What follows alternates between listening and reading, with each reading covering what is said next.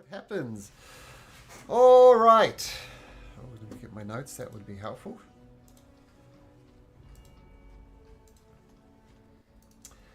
Okay, so Mr. Andvar, right in the depths of the test of high sorcery. Just get this set up.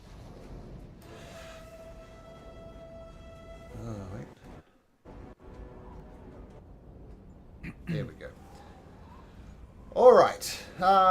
Okay, so you've successfully done two of the tests. You competed against your companions as they were playing some bandits. You managed to take out all of them, so that was cool. You managed to take out a whole tribe of lizard men eventually by just massacring them. And now you come to your third test of high sorcery. Once again, sort of in between the test of high sorcery, everything goes white like Neo in the Matrix. And then and then Dallison, the guy who's giving the test, says, Andvar, you have done very well so far. But it is not always combat that a welder of the arcane arts must be good at. A welder of the arcane arts must be useful at discerning what is true and what is not. And your vision shifts once more time. And you see some typical watchmen in Kalaman. And there's a watch captain. And they've got this creature tied to a pole. And the captain is going, "Oh, you! We know you stole it. Where the bloody hell is it? We know it was you. Where is it?" And this little goblin tied to the post says, "It wasn't me! I didn't steal a goddamn thing! You can't prove nothing about nothing!" And the watch captain throws his arms up. I don't know how to get to the bottom of this. You! And he points to you, Andvar. Make him talk!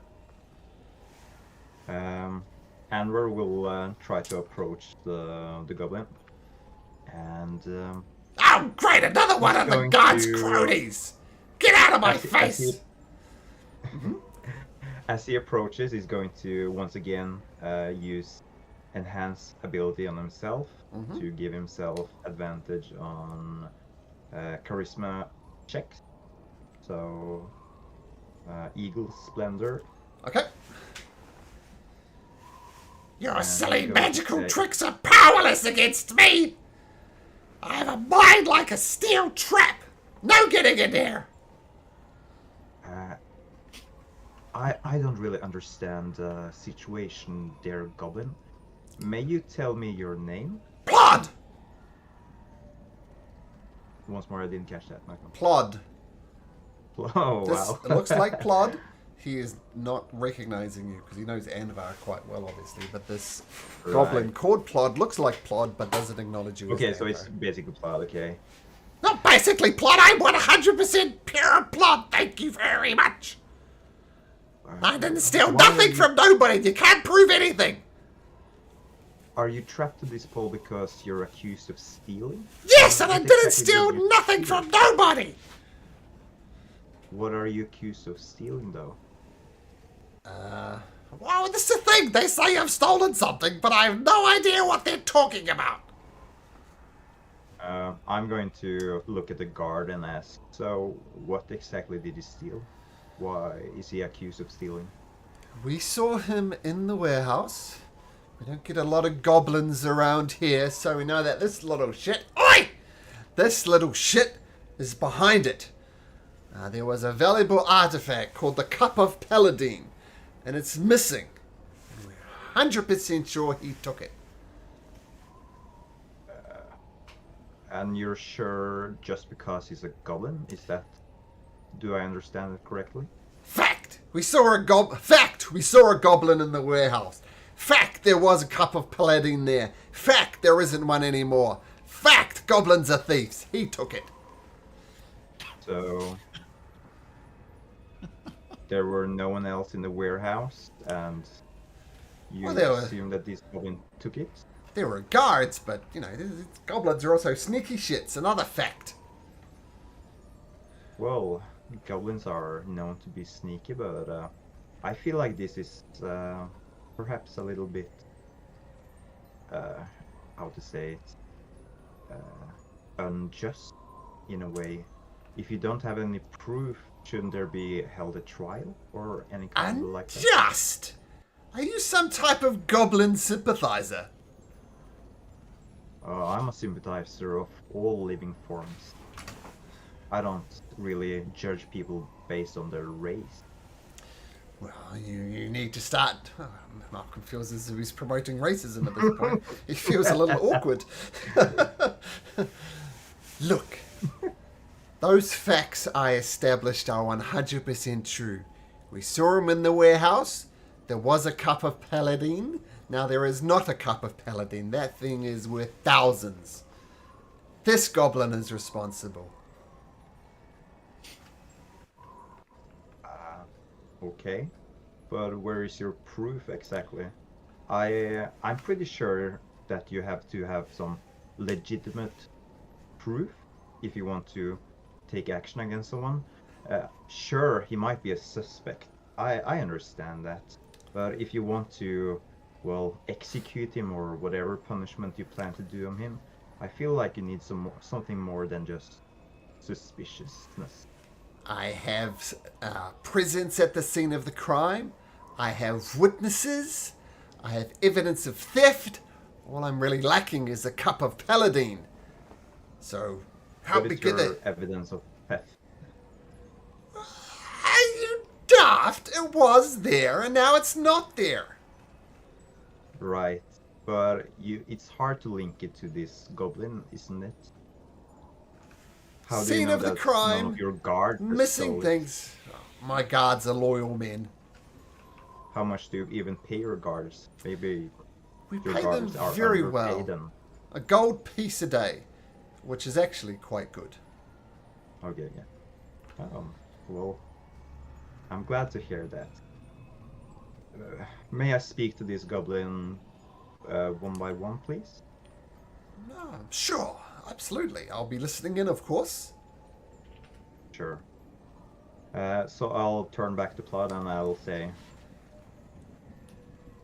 do you think these people are in any sort of way racist towards you? Everybody hates goblins, it's a fact. Yes, I seem to get that as well. But have you stolen anything? I've never stolen nothing from no one. You can make an insight can I check try? if you like. Yeah, at Yeah. advantage. I should probably have made the what's it called? The magic with insight, but oh well, here goes nothing. At advantage, of course. Your eagle's splendor. really? Yeah, but I have it on charisma, not the wisdom. Oh, okay. Oh, 16. While it's not true that Plod has never stolen nothing from no one, that is blatantly untrue, you feel that this is perhaps above Plod's pay grade. Pay grade, like stealing an apple, sure. Stealing a couple of gold pieces, sure. Stealing the cup of paladine? It's kind of...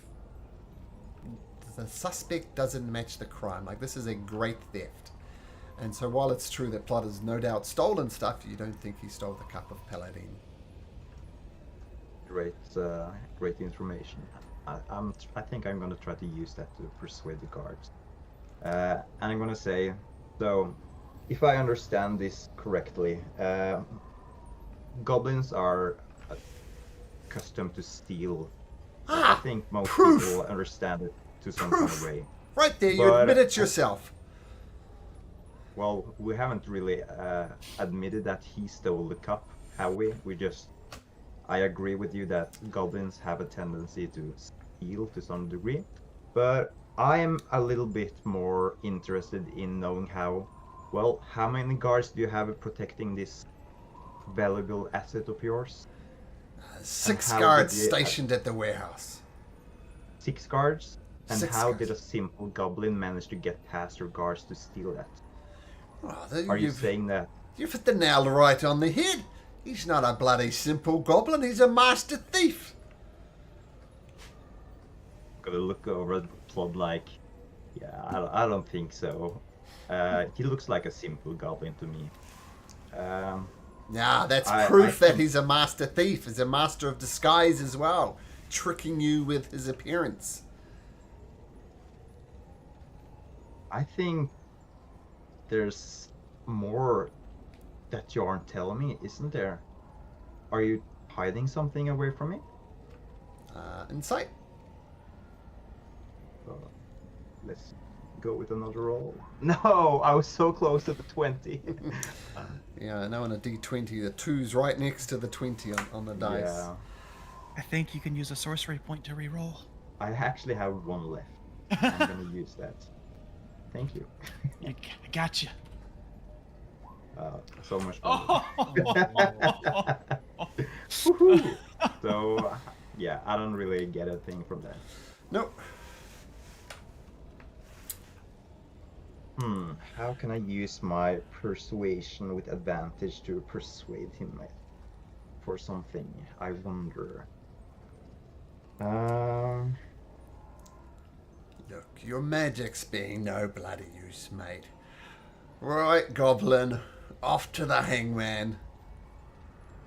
I think it's still too early. I mean, you haven't really given any proof other than that your guards are incapable of protecting valuable stuff from a petty goblin.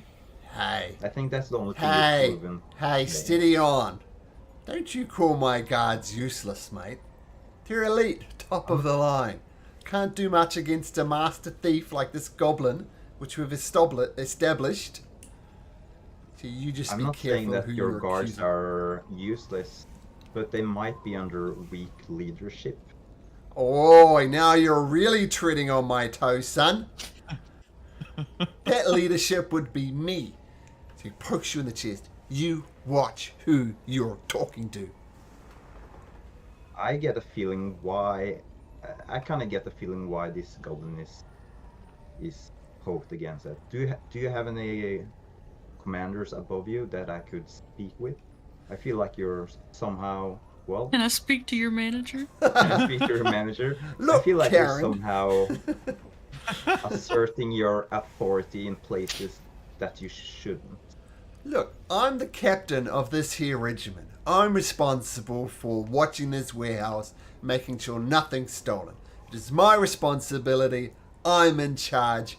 I'm the top of the line. I'm the manager. And this goblin's gonna hang.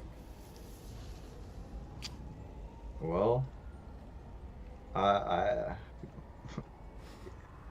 you don't really get my consent to it. You're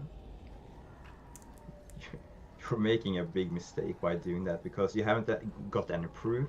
The only thing that you're proving right now is that you're forcing your authority over speculations, which in the long run wouldn't be good for anyone because that means that you can do whatever that you want to do without any proof from anyone else than yourself.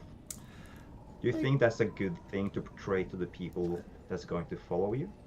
Make a persuasion check this time. At advantage, of course. Thank you. Thank you.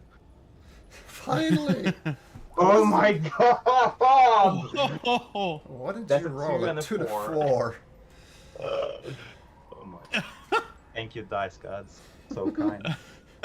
So from your insights, you rolled a 2, a 3. What was the other one? A 2 and a 4. That's great. That's how you failed. Yeah, tests of I high had sorcery. 116 though. That's true. That was early on. By the way, while speaking, can I use my bonus action to convert a first level spell slot into sorcery point and use Sure. that sorcery point to reroll? Sure. I'm really gonna try to stretch it, Malcolm. Sorry. Okay, no, that's fine. Yeah. So I'll roll again and spend a sorcery point Okay. to reroll. Is it still with advantage or just straight roll? I'll do it at advantage since you've got the Dice goes on my side. yep, the Eagle Splendor, whatever it is. Surely. Oh, thank God. Well, it's better. 19. Alright, so... Alright, look, mate, I don't want to come across like a dictator or nothing, but this is the best suspect we have. So if it's not him, if you can't give us a better option, man, my hands are tied, mate. So just give me something I can go on. I think the best course of action. When was this thing stolen? If I Last may night? ask?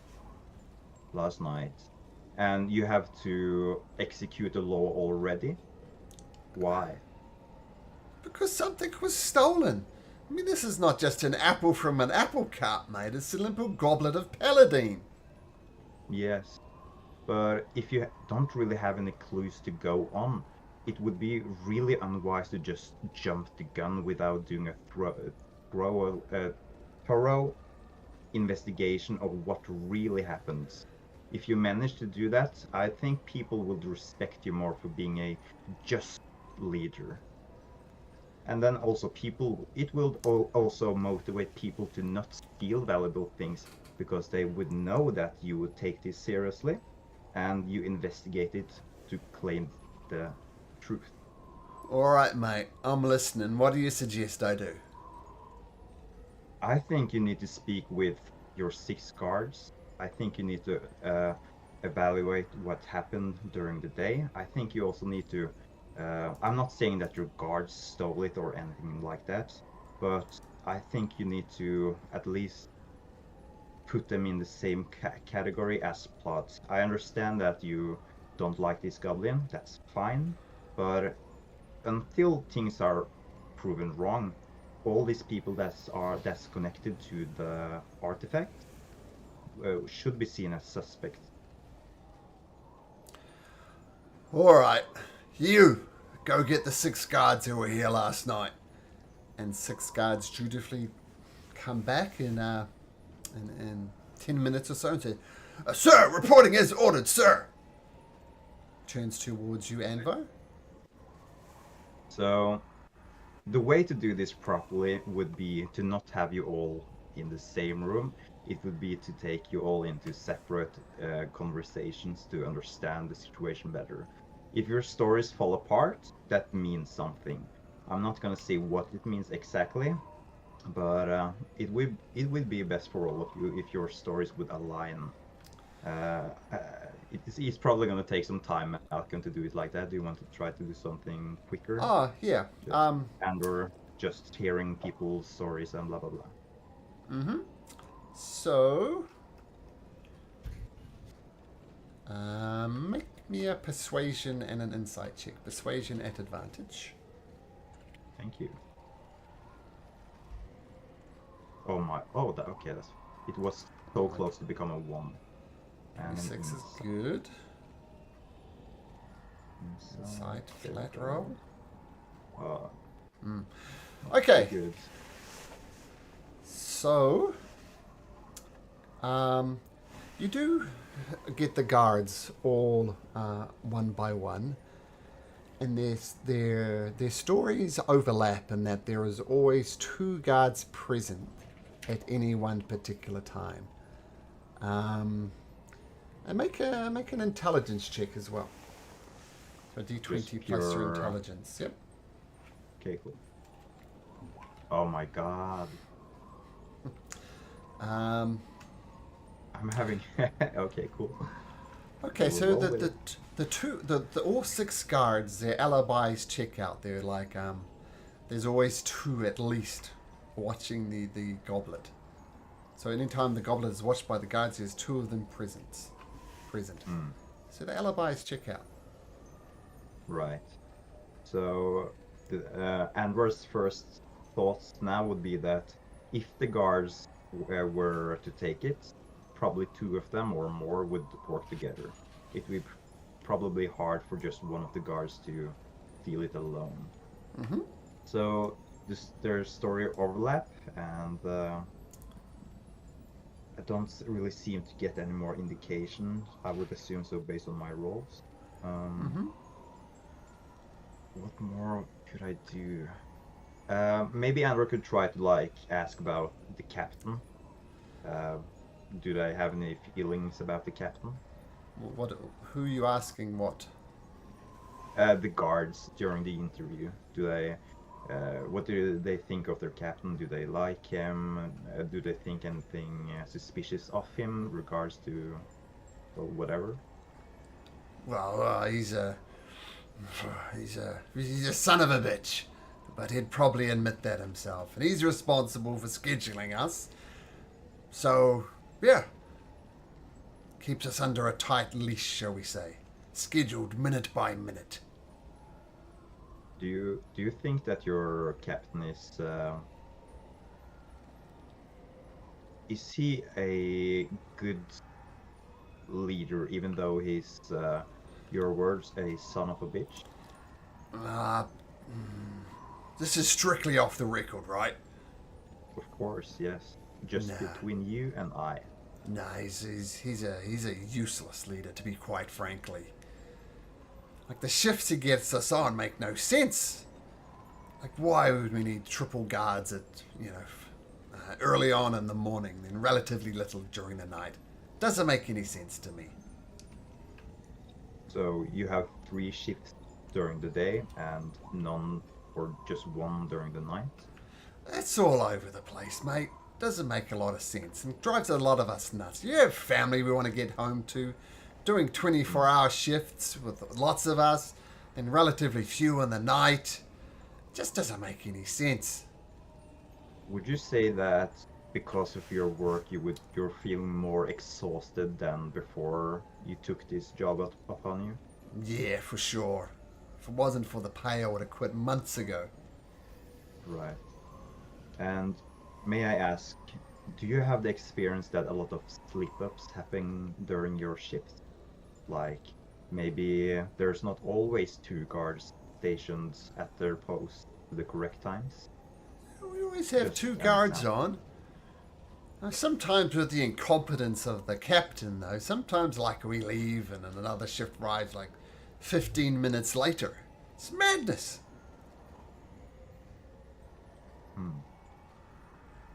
I see. So there might be some windows where there's just one guard protecting the... Sometimes Architect. not any guards. That's interesting. Maybe that's when the goblins snuck in. Well, maybe that's when someone took it, at least. That's a good theory. When exactly did the artifact go missing? Do you remember? 2 o'clock in the morning, something like that. And who were supposed to have the shift that at the time? Here, and he hands you the roster. And you see between 2 and 2:15, there was a change of shifts. Like, one shift finished at 2, the next shift started at 2:15. There's a 15-minute window there. Right. So there's a 15-minute window between the shifts. And there's no one particularly that were at the artifact between these times? Well, us, the owner of the artifact, which I think is High Mukdi Muk, and the captain, of course. So these people were with the artifacts at 2 in the morning, probably, yes, fast asleep, I would assume. Unless a guard were there to protect the artifacts, anyone could go in and grab it. That's true. So I would say, from my experience, that the fault would probably lie at the commander's side. I'm not saying that he took it, but he, in a way, orchestrated that it was possible for it to be stolen. Look, I ain't accusing the captain of nothing, mate. If you want to throw around these accusations, that's your business. Oh, I'm not gonna throw it around just yet. So who were the person that discovered that the artifact was gone? Was Oh, that the person that came the 50 minutes after the shift? no. It was the captain first thing in the morning, yelly bloody murder, claiming he saw a goblin. It's the Hmm. captain who discovered it was missing. And there were no guards at the time because it was an overlapping shift that no one was attending to. Well, I guess So not at 2 so the o'clock. captain was there No, well, not at alone. 2 o'clock in the morning. No, nobody was here. Incompetence of the Except the captain, I captain. tell you. Right. It seems like this is interesting. It seems like things are boiling down a little bit. I would. That's what it seems like. All right. I think Andvar is gonna try to talk with the captain by himself as well. All right. Which one of the son of the bitches was it? I would actually like to talk to you alone first. I have a lot of new information that I would like to discuss with you. All right. So I've spoken with your guards, uh, and they say that on a general basis they've had some problems with how the shifts are organized. Sometimes there's 3 people guarding the artifact. Sometimes there's a gap of 15 minutes where no one is attending to the artifact. Oh, And that seems kind of lazy problematic. bastards. I'm going to have words with them. Lazy bastards. Um, but it seems like everyone has this thought, maybe, and it kind of gives a impression that the shifts are organized this way. And I'm gonna show him the rooster. If you see here, between these times, no one set up to protect the artifact between here. Well, I don't know how Why? that happened. We always have guards here. And I think it's also really interesting that between these times, the artifact was stolen, because I was told that when the artifact was stolen was around this time of the day, and you were the one that noticed that it was away when no other guards were attending to it. I Is that see true? what you're getting at. The goblin. You're right. The goblin's not, in fact, a master thief. He's an opportunistic thief. All right. I think you've cracked this case. I'm going to ask you. You're blaming hard on the goblin, Yep. uh, and I'm not really sure that. I don't think you're a well. I don't think you hate goblins as a race. Do you? Incorrect. Incorrect. So you do? Yeah. Okay. Well, Smelly little things, always stealing, raiding farmlands. Pecker gets.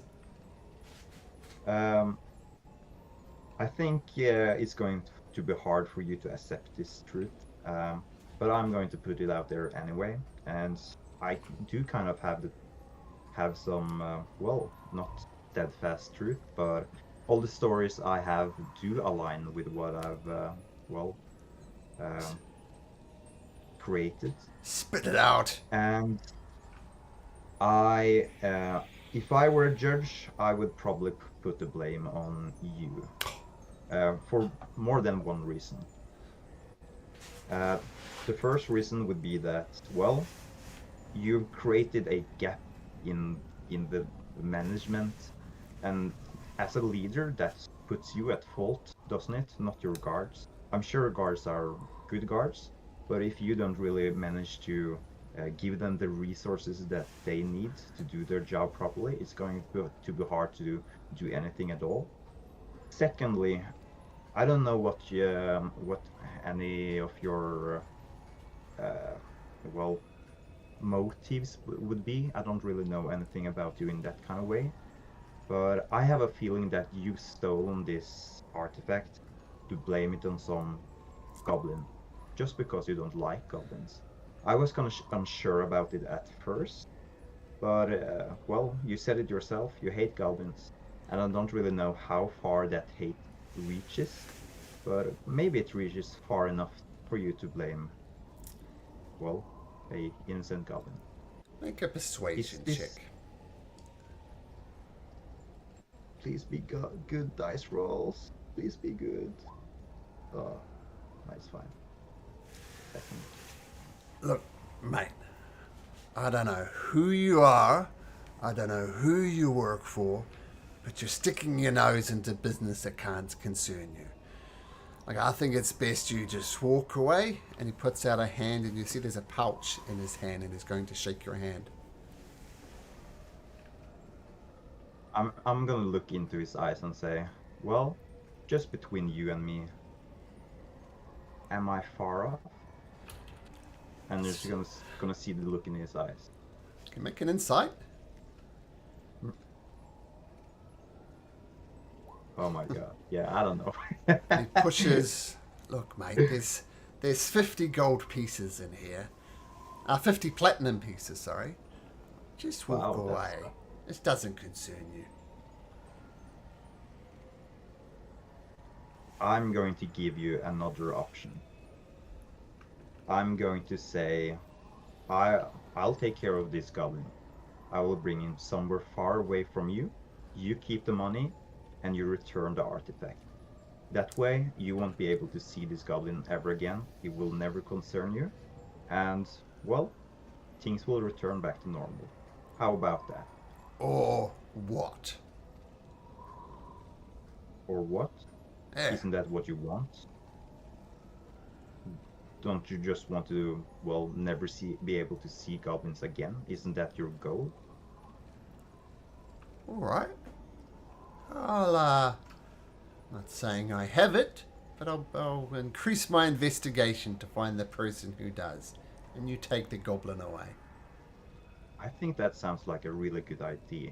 And I honor your leadership for ending up at this conclusion, my good man. Okay. And make a persuasion or a deception.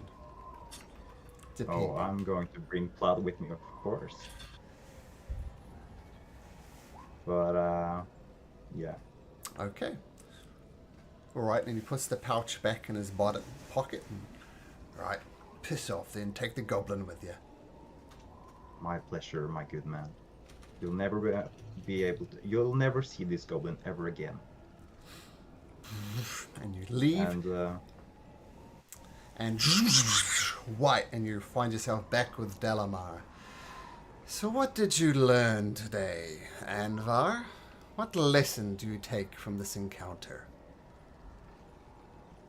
I feel like I took a lot of lessons, to be completely honest with you. People have their own motives, and you can't really trust whoever is in charge. People do whatever they want to some kind of regards. I feel like, well, there's a sense of egotism. Oh, how do you pronounce it in English? Like, Egotism. Egotism? Is that Yeah. that right? Sounds weird. Yeah. Okay, cool. Yeah, there's some a kind of egotism in the world, and I feel like it affects a lot of individuals that are living in it.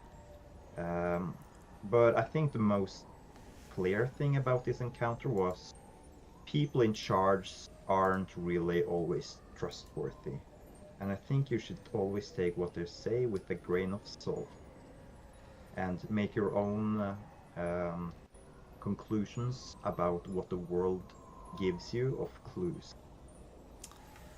What? I notice you wear the white robes. Are you committed to the white robes? I would say I always prefer to help people rather than harm people. So, if the white robes in general share this sentiment, I would say so, yes. And what would the white robes inform you about justice? Justice. I feel like that's a hard one. It's I don't think it's my either mine or the white robes position to really give a clear definition of what justice is. But if I were to try, I would say that all lives in the world um, deserves to be respected, and the way that you're born doesn't really reflect anything other than the actions that you do. So, based on the action that you do during your life, I think that's the way people should treat you justingly. So If the that's guilty what we're should asking. be punished and the innocent should go free? That is what you were saying? I wouldn't say that the guilty should be punished. I would say that the guilty should be reformed. I don't But like to use the word punishment. but there should be some consequences for their actions. Yes, I think so. But I don't think the consequences should destroy your life. I think the consequences should be that you're given another chance to create a new life, a better life. Because you see, you let an innocent goblin go free, and you let a guilty captain suffer no consequences for the theft. Yes, Do you think I that is didn't right? really have the power. Of course not. If it were up to me, I would probably trial the guard. But in the moment, I don't really have the authority to do any of that. Maybe if I were given the chance, I could seek out a higher embassy of some kind and um, deliver my news to them if they were to believe me of the clues that I found. But if I were to take actions against him in the moment, I am sure that the situation would just escalate to do further damage. That at least was my interpretation of the situation. It is an interesting interpretation, and my only comment is you are taking a very neutral position. Maybe you should consider the black robes. Isn't the black robes the one that's Oh, sorry, red. Sorry, red. the red robes, yeah. Red is neutral. Sorry, red. Yeah. Well, maybe. Do you think that would suit me better? I see that you're wearing the red robes yourselves. I am. Yourself. Let's do one last test to see how you can deal with justice one more time. And we're transformed into a battlefield. Well, not so much a battlefield, a duel of honor. On my notes. On one side,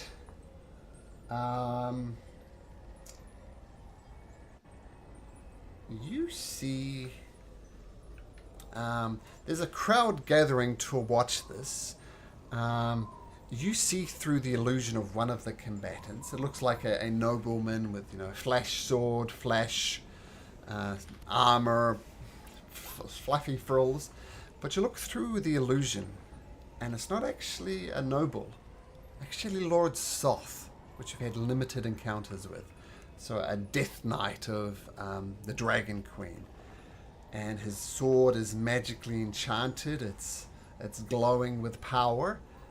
And on the other side, you see Ilva with her trusty pike. But she's woefully outmatched.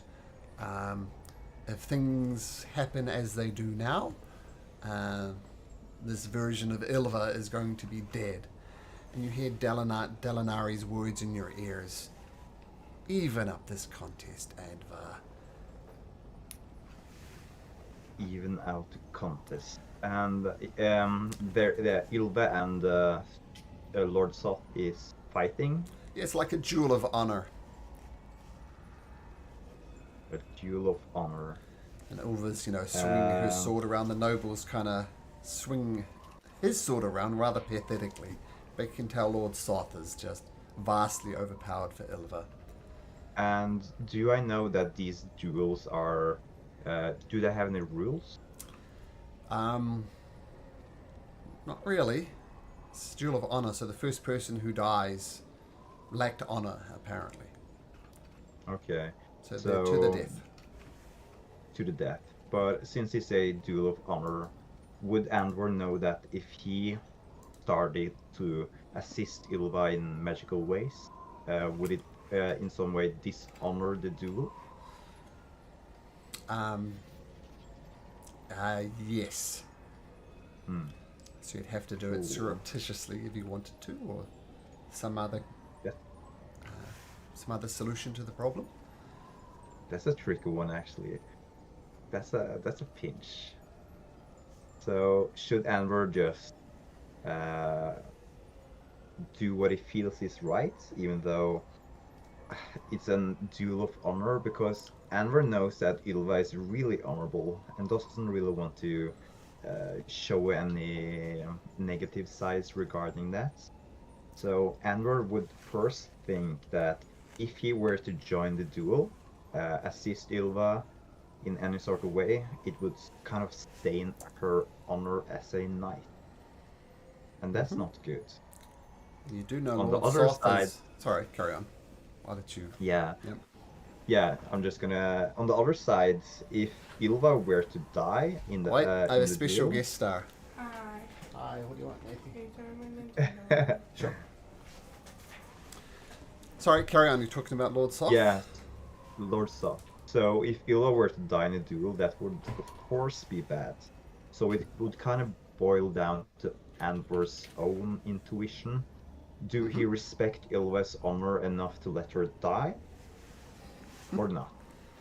And that's a hard one because Andvar respects Ylva very much, but do he respect Ylva that much to let her waste away her own life? I think Andvar's just going to. He's not gonna interact with the combat just yet, but he's going to approach the battlefield.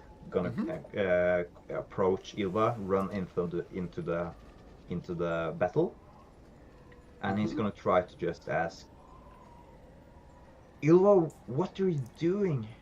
You shouldn't fight here all alone. I don't know who you are, but this is a matter of honor. This man is found guilty of killing young ladies, and it is my duty bound to slay him this day. Step aside, stranger. Would you accept my help if I also find him to be guilty as a evil doer? Oh, he is guilty. He is an evildoer. I will slay him. And you look at him. Plainly, I am Would you? the superior warrior. This is a bit of a joke. Well, I think that you're very skilled, but if you wouldn't mind, I have some, well, quarrels with this guy myself, and I would like to assist you if possible. No. No, you most certainly not. And why would I need assistance? Look at him. He can barely hold his rapier up straight. I don't need your Well, help. it would be for my own part, because I want to take part in stopping all the damage that he's done, all the bad things that he's done with his war and everything. Look, I do not need your help. I can slay this man honorably. But if you interfere, then my honor will be stolen from me. So no. Just go away.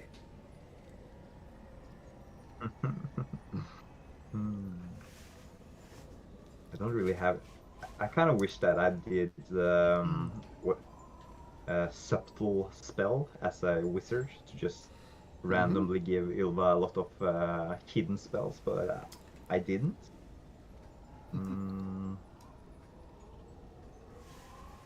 Well, if you don't really want me to physically take part in the match, would you at least allow me to bless your fight?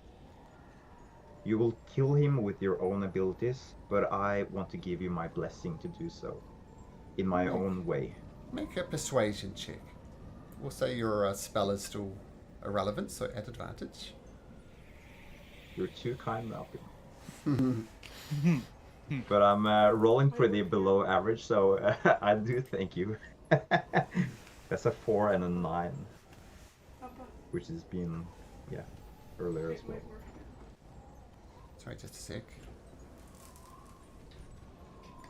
What? 4 and a 9? I see a 16 on the screen. Oh, that's a 4 Yeah, and a but 9. that's a 7. Yeah. What is this blessing that you talk of? It is a blessing that it will power you. It will, but it won't give you the power to defeat him on your own. It will just assist you in the fight. If you're not capable of defeating him yourself anyway, the spell wouldn't do anything. But the spell will honor me in the fight. And if you're honorable enough to let me help you, I would be most appreciate.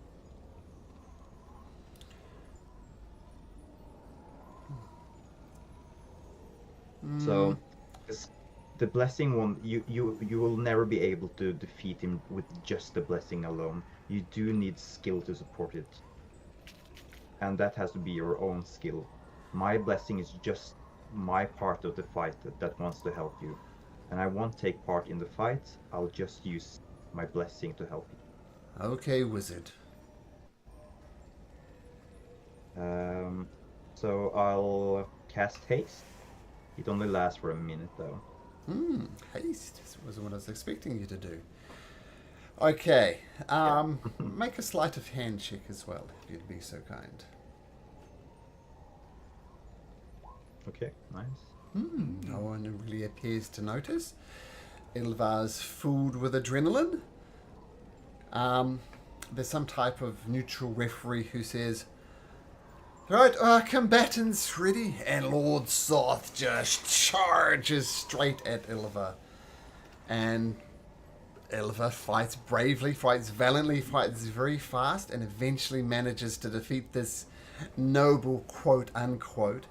And as the noble falls under her blows, it is revealed as Lord Soth.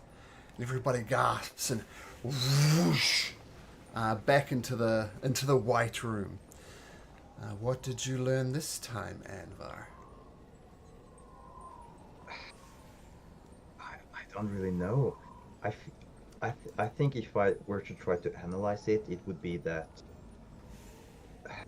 I have my own desires in this world that I want to try to fulfill, and other people have their own as well. If I were to take this situation as an example, Ylva wants to remain honorable. I don't want Ylva to die. In this situation, these things wouldn't merge with each other, so I had to try to choose. Um, in a way, I did choose my own selfishness, but I did help her. Uh, but I feel like I did it in a way that she felt honorable towards the fight, even though it may be perceived as a lie.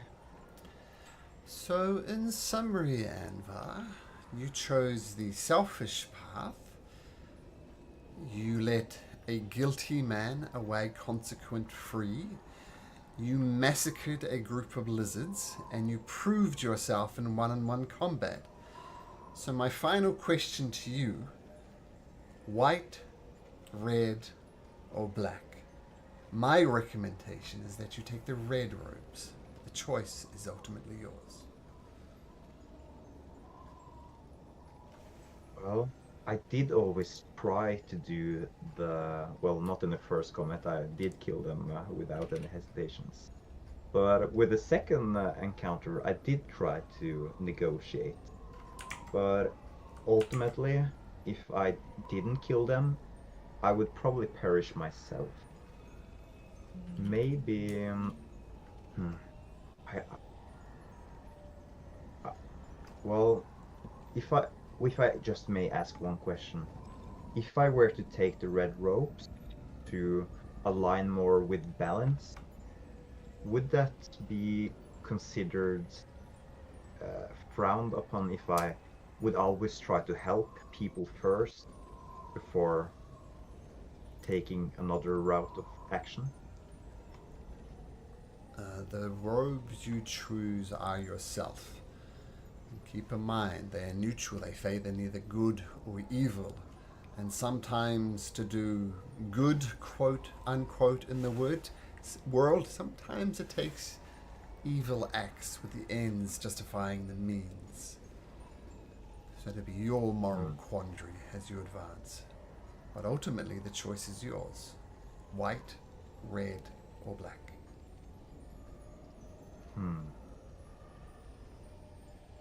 Well, you do make a good cause to how I'm solving this exam.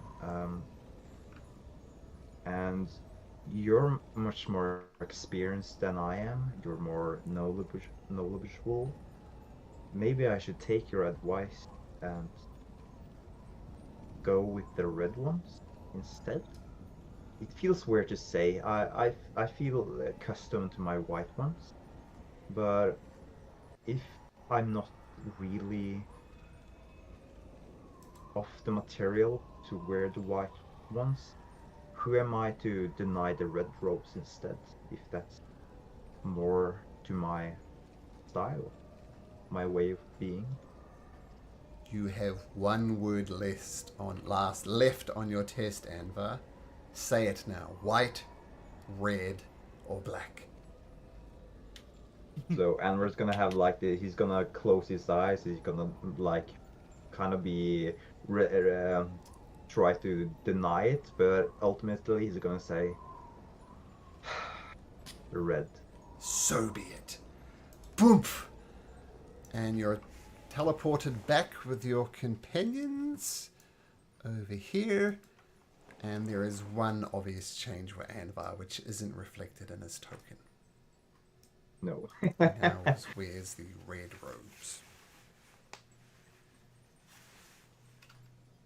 So is Anwar looking fresh as he was before he left, or? Nope. Nope. Yeah, I'm kind of spent.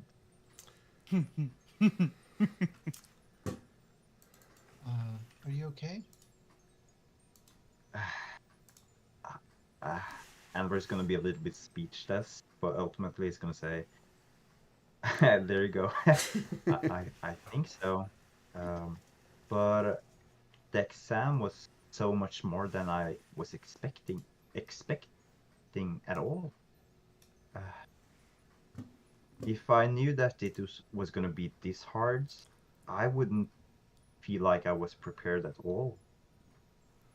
But it seems like I managed to get through in one piece, so that's fine. But Anwar's gonna lift up his robes and say, "Well, it did change me as well." Yeah, I can see. What's with the wardrobe exchange?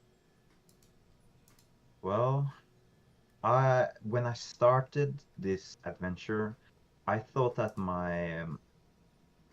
well, my way of handling things were a lot more aligned towards helping people without any form of malice behind it. But it seems like when I'm put up in a corner, I often do things that maybe wouldn't align too much with the white robes. Maybe it's fitting better towards the red ones. Yeah, I mean, it suits you. Might look, when you get, blood on you, it's won't look so miscolored. I mean, remember all the times camping, you sitting there and scrubbing your white robes. This is gonna be easier, I think. Looks good too. Thank you. Well, probably. I don't think the white robes usually get a lot of blood on them. And yeah, I think that might be a reason why the white robes have white robes. They don't really have the problem of scrubbing away all the blood that they face during their encounters. the red robes and the black robes are probably more well likely to meet these encounters. I'm not saying that the design shows of the color reflects their actions in this kind of way, but I do agree with you. It's gonna be a lot easier to not scrub the white robes from blood.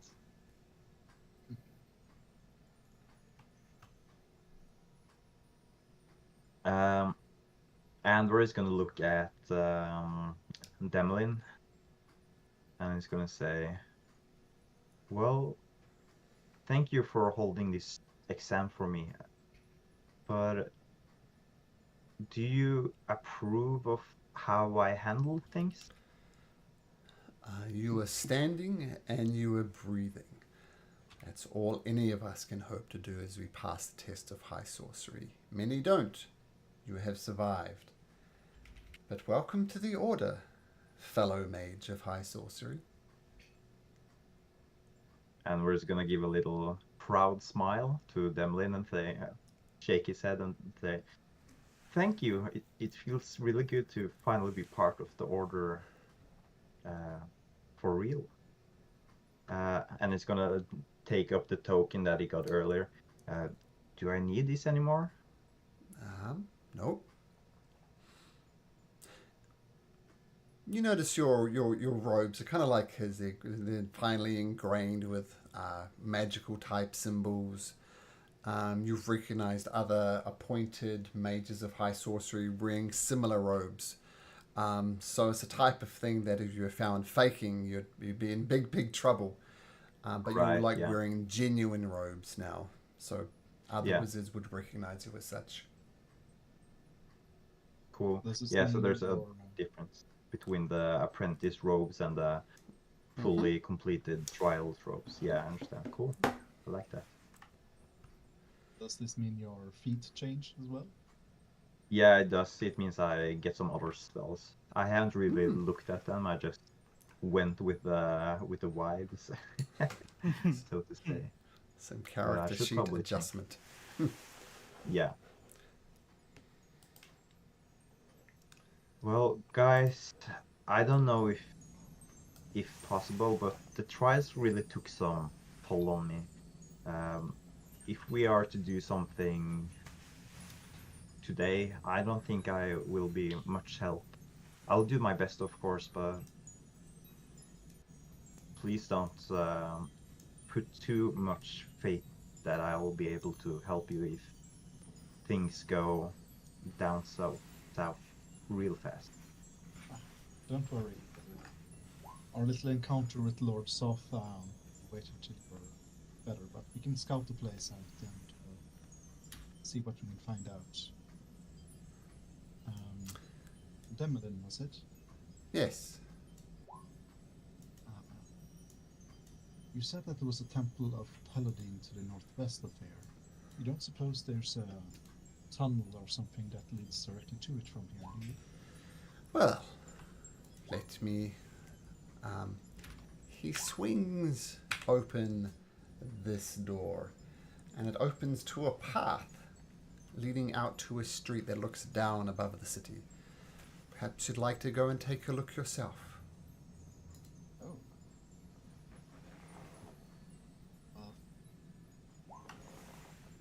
Well, perhaps we only need a dragon lance if they have dragons, and we killed a black one, big.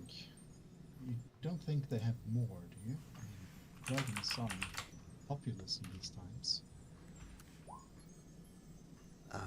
Well, dragons have come and gone from the city. And just to clarify, I'm a bit confused myself now. Was it a long rest or a short rest you took at the end of the... I think it was a long rest, actually. Yeah, I think so Yeah, also, it because was long I 'cause had I full got- resources. Yeah, I got full resources and all lay on hands charges. What do you guys think? I mean, this is a weapon that could turn the tide.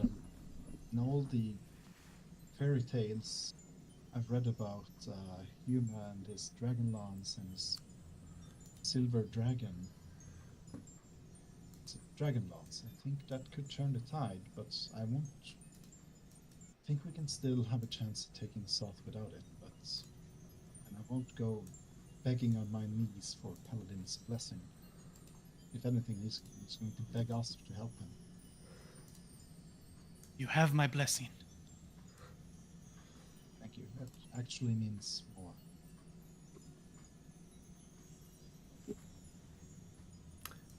Gwen, what do you think? I mean, We do whatever needs to be done, so I'll definitely go with you. it's worth checking out, I think. I think we're in, well, Andvar is not in shape for taking on Lord Soth right now, so I guess we could check it out. I mean, I'm not too hopeful.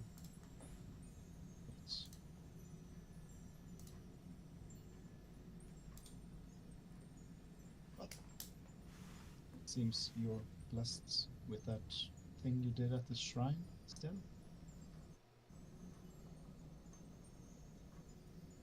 For Habakkuk, a blue wave shrine, was it? The little tokens that we have. I think he's talking about that. Yeah, the or was it just steel? Oh no, it was me, Steel, And and I Teo. think Teo. Yeah. Yeah. True. I think Andvar and Ylva stayed out of the room. Yeah, that's true. I mean, we could try to get there, and this seems this is safe, right, Demlin? A safe place in this dangerous territory. Safe compared to the rest of the city.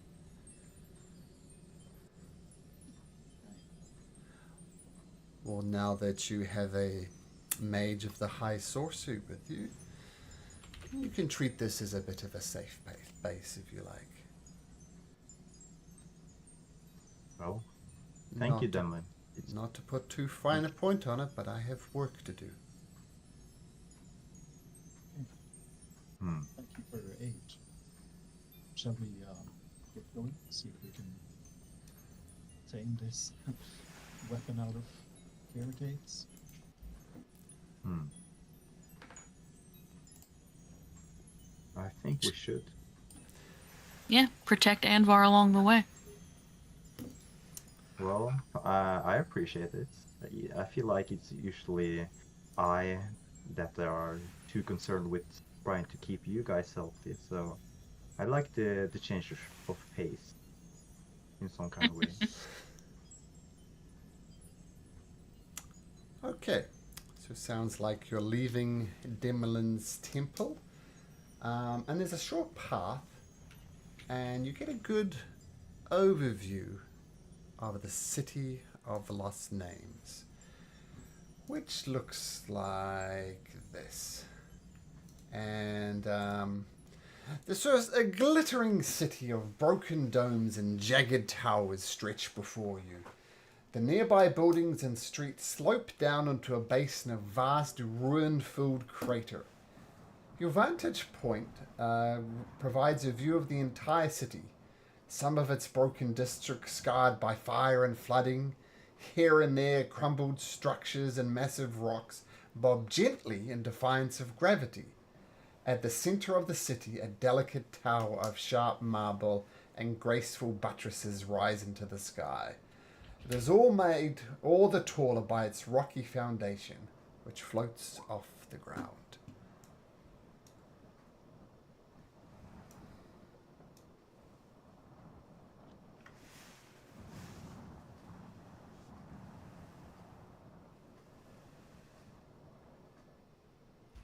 Well, I mean, we should probably carefully make our way towards the Paladine's temple, right? Yeah. See if we can find a way out that waits the dragon army's attention.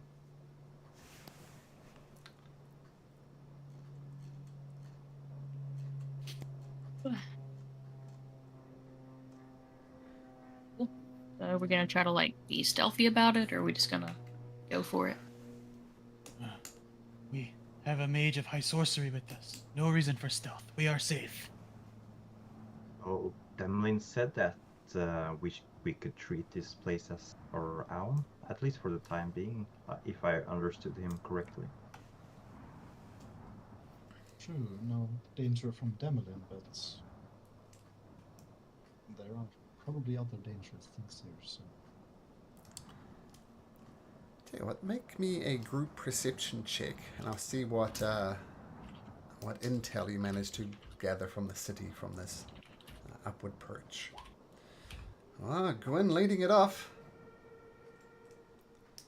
Perception, right? Yeah. Yeah, perception as you scan the city, see if you can work out what's going on. So 30, Andvar 20. Yeah, I'm immediately so tired. cancels Gwyn's. And that was 20. And who? Ilva. Yeah, 11. It's 11. Well, one thing you do notice, the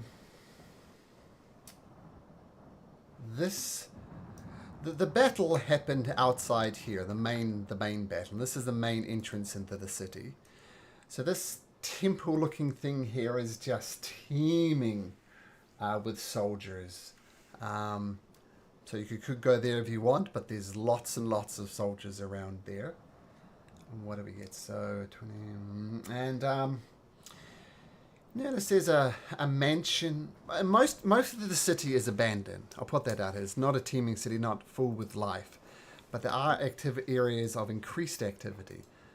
And Gwyn, we'll say, points out that right here is a mansion that is teeming. Well, there's soldiers coming and going. It's not nearly as busy as this place. They seem to take over a mansion. And there's a temple over here in this flooded district. You're not quite sure what it's a temple of, but it's the only temple that you spot. And finally... Are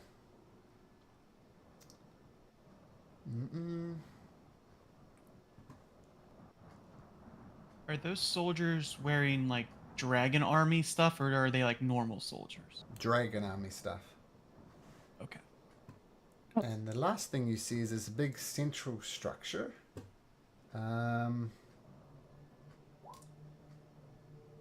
it's a tower in the center of the city. It's surrounded by several dragon nails and other flying figures. And the tower itself floats maybe a dozen feet off the ground.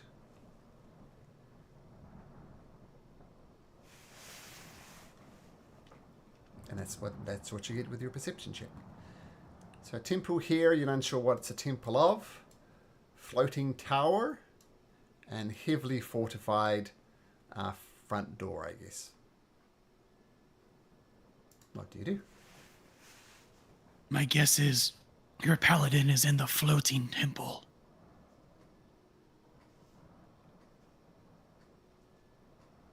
It's like it, I mean... Well, it seems to have a big ego, and... yeah. Seems like the place for a leader to occupy. Just gotta find out a way to get into it. It seems to float. You're strong. Just throw your husband up there. And just to be clear, this is a tower that's floating in the air. Doesn't appear to have any type of religious significance. There's no symbols of any gods. Well, not gods that you recognize anyway. And there's a temple. This is the religious place. So, just want to clarify that, but do as thou wilt.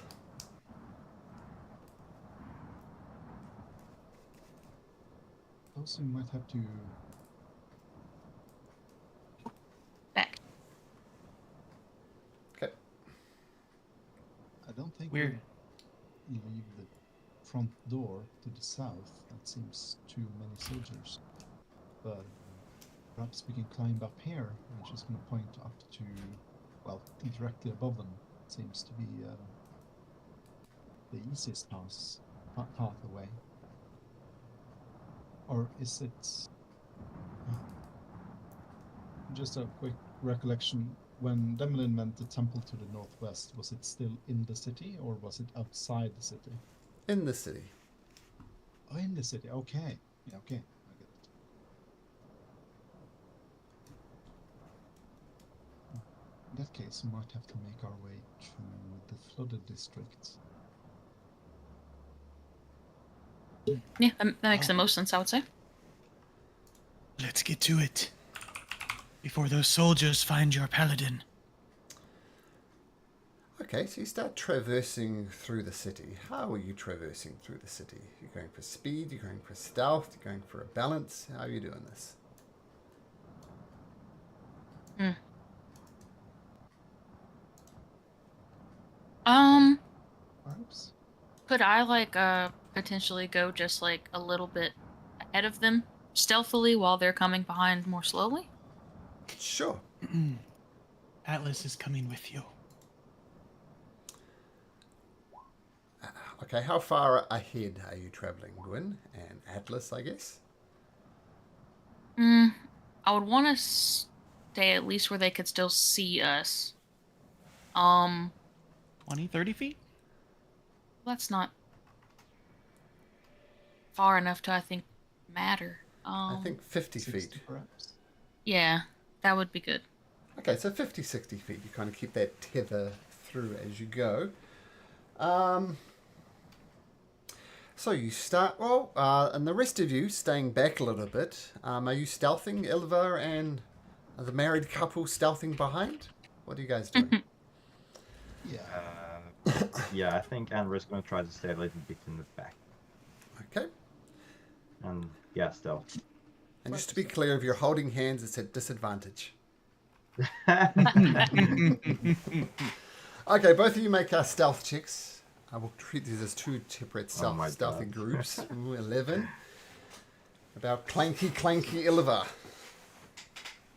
Let's see. I'm in some trouble with D20 now. Wow. Beyond 20, so.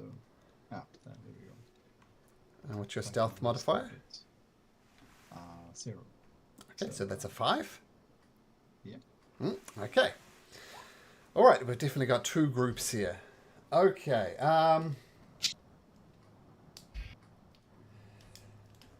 Now, the initial part of your scoot through the city is relatively uneventful. Gwyn, roll me a d6, please.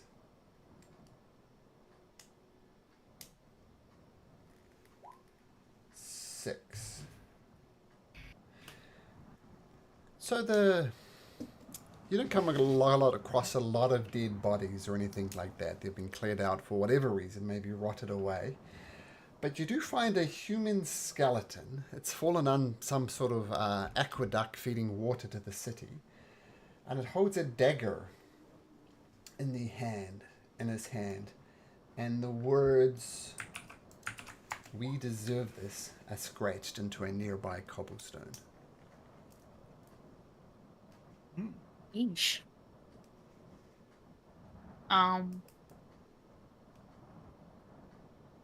Yeah, I'm gonna ignore that. Does it Okay. look like he took his own life with the dagger before he carved that in? I'll make an investigation. Or See if we can after. work out. See if we can work it out. Yeah. Not before, obviously he'd be dead after he carved that in. I don't know shit. Happens. It's a mystery. Feels.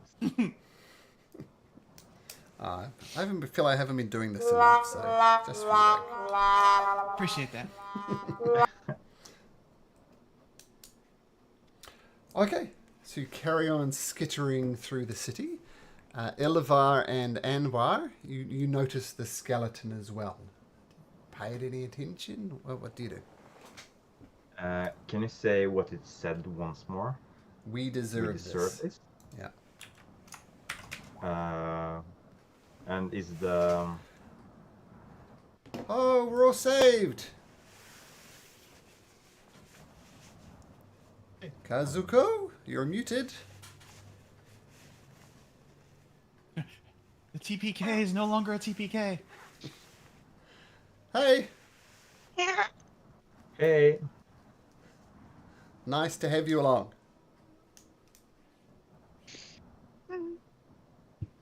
You good? Everything okay? No, I'm still waking up. I'll be there. Sorry. Ah, okay, oversleep. Okay, no problem. Take your time. Andvar passed his test and took the red robes instead of the white robes. That was most of what happened when you weren't here. Now you're in the city of Lost Names, having a look around. Okay, yeah, absolutely. Night shift troubles for sure. Okay, so, yeah, Andvar, Ilva. Are you making any hint of this? Did the skeleton have anything weird? Did it look distressed other than being a dead skeleton? Several of its bones are broken, particularly in the lower half of its body underneath this fallen aqueduct. Right. Yeah, that's not a good sign. But I guess we'll push on, right? Ylva? Okay. I was just going to just look at him as I probably did. So it's Okay. And respect. Yeah. Maybe. So you continue to scurry through this relatively empty part of the city, heading towards the flooded district and hopefully the Temple of Paladine. As you get to about here, though, and duck behind some buildings, you see there's a bridge ahead of you. And there are 3 draconians there. And it's this type of draconian. These guys. Ah, okay. The ones that actually can fly. And they're guarding the bridge.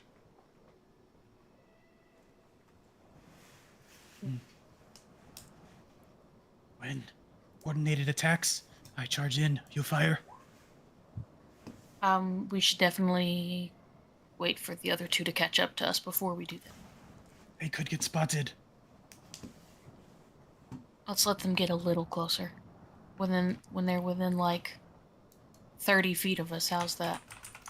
Okay. Okay. Well, when they're within 30 feet, I'll loose a shot at one of the 3. And Sure. I would cunning action dash straight at them. Okay. I just want to clarify what Estinian is doing. So at the moment, we have Gwyn and Atlas scouting ahead with Andvar and Atlas at the back because they're not as stealthy. So where do you think Estinian would be? Well, I'm definitely not stealthy, so I'd be back with the not stealthy people. Sure. Okay, so make me a stealth check anyway.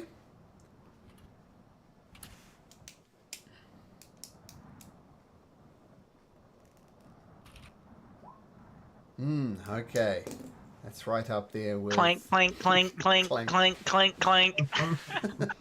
Yeah, you and Ilva are very much your own one-man band. You play music as your metal legs clank against your other leg. It's hard to stealth and plate or anything less than that. Okay, let me get this out. Oops, that's not the right one. This one. This is why you're not having me follow you 2 up front. So what I'll do, so we have so I'll bring about the map, then so you can see the map, and then we can get you guys positioned. So Atlas, you're charging up the center, so we'll put you there. Gwyn, you're hanging back a bit over there. And we'll say Ilva, you guys are a little bit off the map. Oh, not Teo. Hopefully Teo's back soon. Andvar and Estinian. Oh, why is Estinian so small? Why is the name not right either? let me fix that.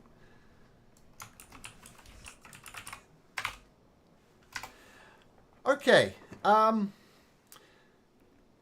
So we'll say you guys are on the edge of the map are like 10 feet. Oh, let's make the map bigger. We'll say. So say like about there, I think. And let's actually, let's say there's a building there, and you non-stealthy people are all kind of hiding behind here. Okay, is everybody cool with their position? Yeah, seems like That works. seems like- Okay, cool. Well, I know you got some surprise rounds happening up, but let's... Roll for initiative.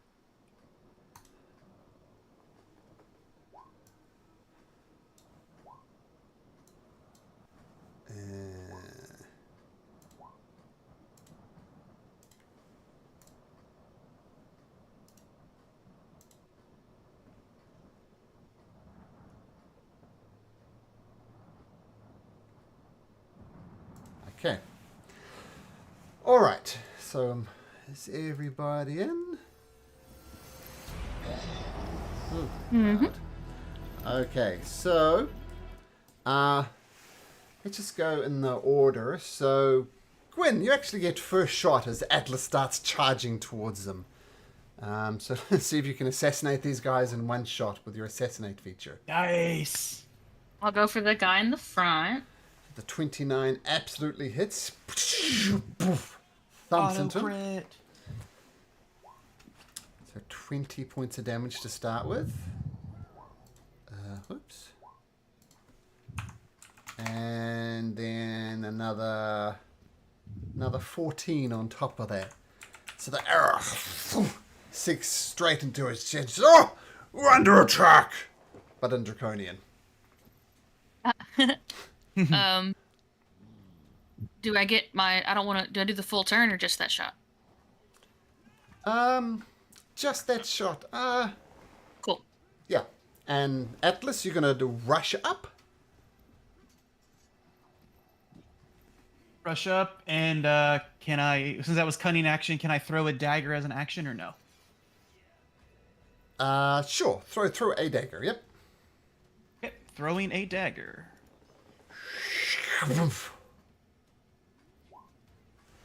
17 just hits. Okay. Front guy again. Yeah, front guy again. Woo. Okay, got it. Okay, dagger thumps into him. Roar.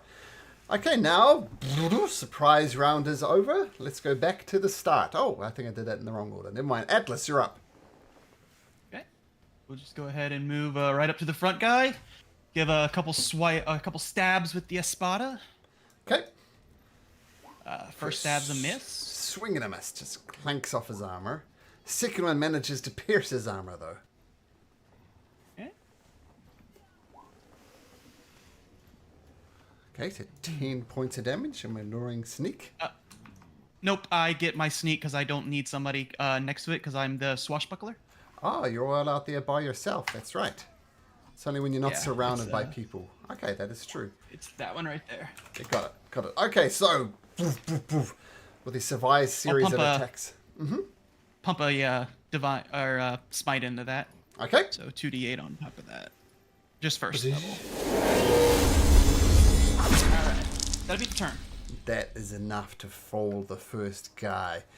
And as he falls down, he takes the form of yourself, Atlas. But a ghostly version of yourself. I'm trying to open these guys' character sheets yet. You guys were so efficient. Okay, yeah, so it falls and these ashes rise through that look like yourself. And I need a wisdom saving throw for you, please. Okay. 15? Man, this is terrible, Atlas. You did so well, but you are frightened of this image of yourself. And if I don't remind you, they can do that again at the end of your turn. But of course, you can go no closer to these guys. Not for the moment, anyway. And all your attacks are disadvantage. Okay, Andvar. Right.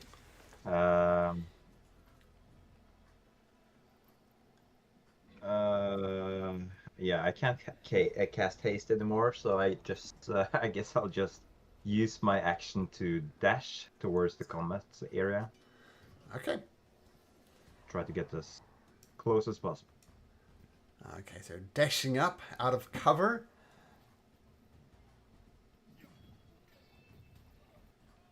Just waiting for you to move your How turn. far did you say that was? Well, you're here. Is it just normal? The grid is accurate, just the map is ugly. Okay. Yeah, then I'll run to the edge of the edge here. Cool. Rushing I out guess from that's behind the building, what- charging forward as if you have an Ilva complex. Rushing forward as a wizard. Beautiful. Okay, Gwyn, having assassinated with the help of Atlas one of these creatures, what do you do? I will take a shot at the one in front of Atlas. Okay, this is the real Atlas here. This is the apparition of Yep. Atlas. Okay, cool. Oh, So my this one- bad. This one here. Sure. I will not be moving, so I will steady aim for. Okay. So steady aim, bonus action, action, all rolled into one, and it hits. Oops, not one Hey. of those though. So 13 piercing, you must get some sneak on top of that as well. So 20 points of damage. 26 26. 26 points of damage. Nice. Let's go. So the arrow hits, he recoils back. Roar!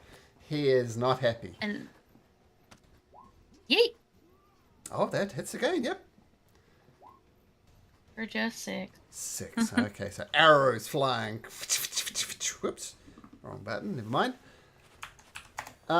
So, yeah, arrows fly around this ghostly apparition of Atlas. The Draconian, though, gets a turn. And he's going to move forward towards Atlas around this apparition, which he's not afraid of.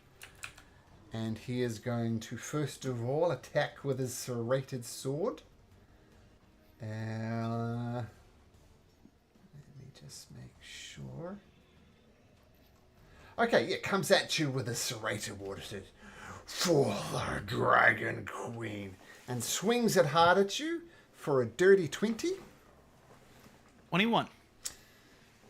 Bounces off your armor, but then he swings his serrated sword again for 21, for 15 points of slashing damage as he carves across you. You're being distracted by this fearful sight of yourself. Oh, I should have done this first. Never mind. And then he swings his tail at you. Boomf. Huh? Why isn't it boomfing? Okay, 25 for 9 points of bludgeoning damage. And make a strength saving throw, please.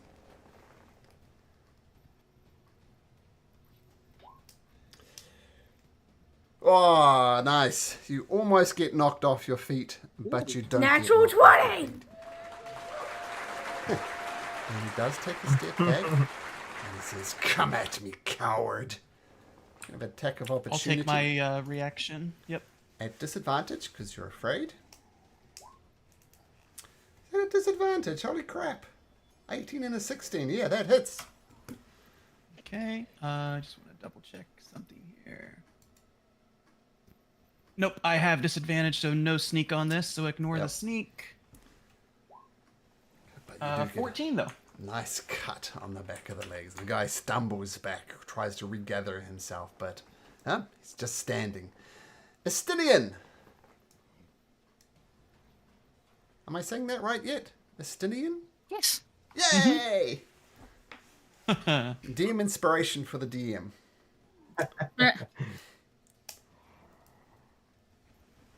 And it'll be my turn. Okay, just a dash action, get out there in combat. Beautiful. Ilva? Yeah, same 15 down here, and move up here. Okay, taking the second wave. The non-stealthy people start rushing forward. And the dragon... Be a Use little bit my- sooner. Use my bonus action to yell out to Gwyn to, since I'm just within reach of her, yell it for her to get it, shoot it again, I guess. Non-agrale. At the So cost bonus of a action, reaction. add But yeah, absolutely, that hits. Yes. Boom. Okay, thocks into the draconian. He recoils back. He's looking very hurt. Okay, nice. Doesn't she get an extra D8 on top of that? Yeah. Oh, I do. I always forget that. Hold on. I suggest you roll a 6 or higher. Not quite. Close. So the dragon looks, the draconian is very injured, but he's still up. Okay, so that was your... Ah, yes, you didn't use your reaction. Okay, this creature rushes over to Atlas once again. This time he's going to lead with a tail. Always lead with a tail. So he swings his tail at you for a natural 20 for 15 points of damage and a strength saving throw. And oh, yep, I've burned my reaction, so never mind. Strength save. Yeah, no. Haha, no. On my ass. So Jesse, he does indeed knock you on your butt. And this is why you always lead with a tail. Because then he's going to try and stab you as you're rolling on the ground with a serrated sword. Drives it in. Rolls a 24. Drives it deep in. 9 points of slashing damage. And then drives a sword in again for a 9. I rolled a natural 1 and a 3. So the second one misses. But you're still prone on the ground. And he's going to step back. Okay, hit and run. Atlas, you're on your back. Oops. Okay. Question: is standing up considered getting closer to the entity? I'll say no. You can stand Okay. up. So I'll stand up. Okay. And I was hoping not to have to burn this already, but sorry, Andvar. I'm going to touch myself for all 25 to heal 25. I appreciate you giving me permission to touch myself. And I guess, yeah, we'll do it. No, we won't do it. Yeah, that's gonna be it. That's gonna be the turn. I'm just gonna hold fast with the green shield in front of me, even though I'm scared to death of myself. And I'll go ahead and make my save for the end of my turn. Yep. Nope. Nope, still afraid. Okay, Andvar rushing to the aid of your friend Atlas in your red robes. If you haven't seen his token art yet, it looks awesome. I haven't had time to update it yet, but we'll just give you a red tint. It's just for now. Andvar is gonna continue to rush in. Okay. And he's gonna go all the way over here. Mm-hmm. Use his action to dash, and he's going to use his bonus action to cast last first level spell slot, Shield of Fate on Atlas. And he's going to say, bolster yourself, Atlas. Okay, so nice And, shimmering shield goes around you. And Okay, cool. he can't really do anymore, so that's that. Okay, so nice defensive maneuver. You're still frightened, Atlas, but at least your friend Andvar. Not the Andvar you remembered from a day ago. Something's changed about him. But Gwyn's still the same with her sharpshooting. What do you do, Gwyn? I will steady aim again. And still trying to finish the one I started on. Okay. 15. Oh, my goodness. That sails over his head. That's a miss. Yeet. Rip. She Was that tries 2? again. Okay, that one hits. Okay. Okay, that's just a second. Thunk. Yep. Let me just check something.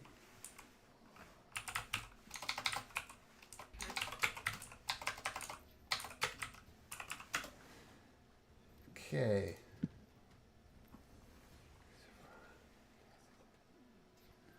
Okay, cool. So the second one slams into him. The arrow flies across, finds its mark, and hits him right in the eye. He stumbles around for a little bit, and then falls off the side of the bridge with a satisfying crack. 1 down, or 2 down actually. Okay, and that's necessarily your turn since you can't move from there. That guy's dead. Estinian, rushing over the bridge. What do you do? Try to get a little bit closer. Mm-hmm.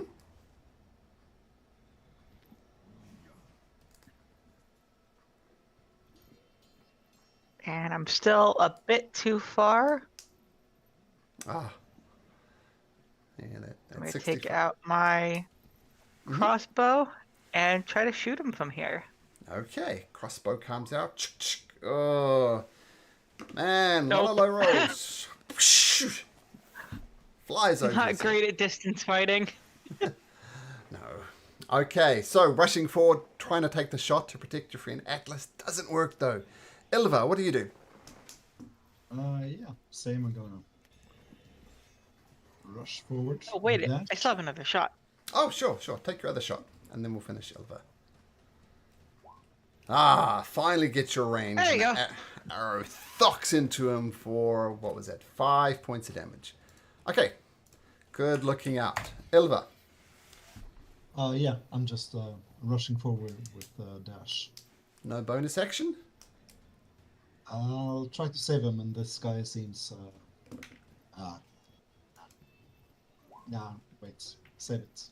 Save it. Okay. Should be The- 4 piercing instead. Oh, it's another 2? Oh, no, 4, so what's No, 6? 4 So- instead of 5. Okay, so I'll give him that one back. Okay, comes rushing forward to you, Atlas. At least you're on your feet this time. Protected by a shield of faith from Andvar. But regardless, he comes at you with his tail. Whoosh! With a 22. I think that misses. 23 with Andvar shows. Yes. Oh, nice. Shield of faith comes in. So fails to knock you onto your feet, but it comes at you with a serrated sword. And 21. Wow, the shield of faith is definitely coming into play here. But for his third and final attack with his serrated sword, he finally gets your mark with a 23. And he hacks into you and grins as you take 10 points of slashing damage. Okay. And he's going to do the same trick. He's going to retreat back. You can have attack of opportunity if you want, at disadvantage. 12. Recoiling from the blow, you fail to get contact. But now, perhaps you can have your revenge. Atlas, your turn. All right. I'll just steady aim and throw a dagger at this guy here for make it a straight roll. Sure.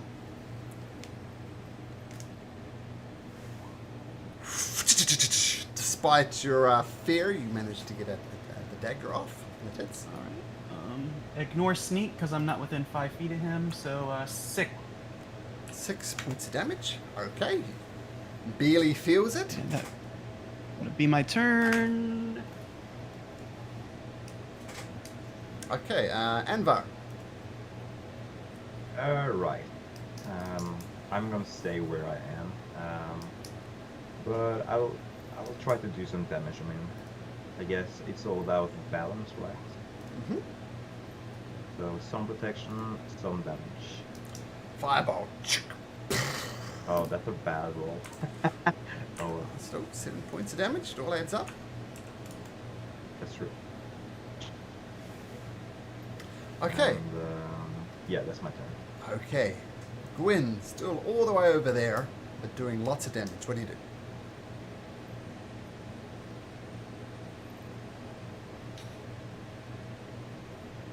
Sorry, I was muted. Sure. Okay. I'm going to steady aim again and not do 2 15s. Okay. Probably. Well, I did Okay, 115. 115. But that still hits, of course. And it's sneak attack, of course. 23. Ugh. Ouch. Gives him a serious shot, and he's recoiling back. And he looks around at his 2 dead draconian friends. And your second shot comes in. 19 hits as well. 11 points of damage. Okay, beautiful. And that's your turn, I believe? It is. The draconian looks around and sees all his 2 fallen comrades. And he sees the howitzer just taking him out piece by piece. And he drops to his knees and says, "Mercy! Mercy, I can give you information. Just spare my life." Stinian, what do you do?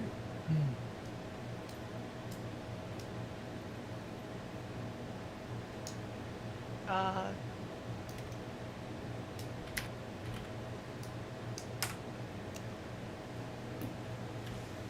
what's going on with uh, what's going on with Atlas? There's two of them now? So when a draconian died, it kind of disappeared into ash, and then the ash rose up to something resembling a horrific version of Atlas. And so this is like a mirage, an illusion, but whatever it is, Atlas is deathly afraid of it. You're not too close. You're not close enough to be afraid.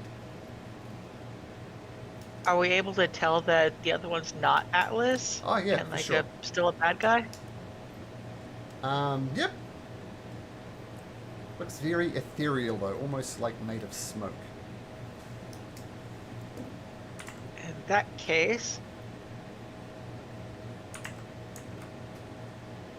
I'm gonna switch to my spear. Right up here. And I'm going to a long jump over here. Ba-doing! Okay, nice.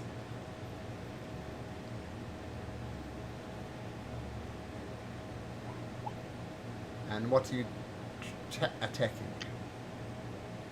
Long jumping on top of the ghost Atlas.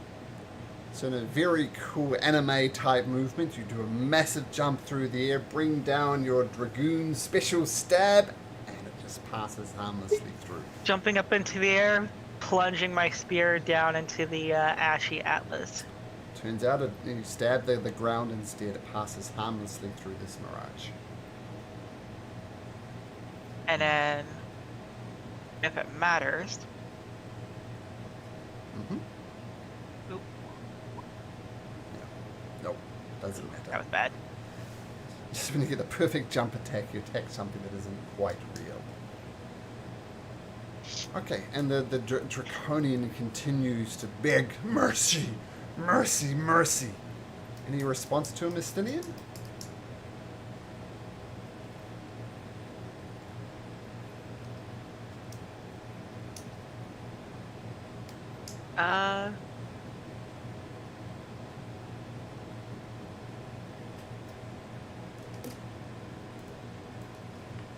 I think I'll spare you alive for now. If you try to do anything fishy, I will run my spear through you. I have information to give. Truce it is.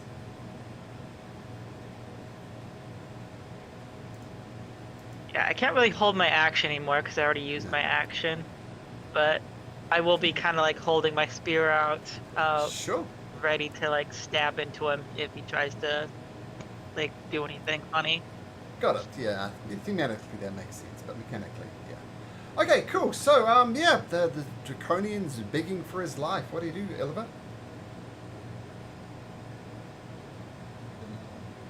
Frown. But I guess move up a bit.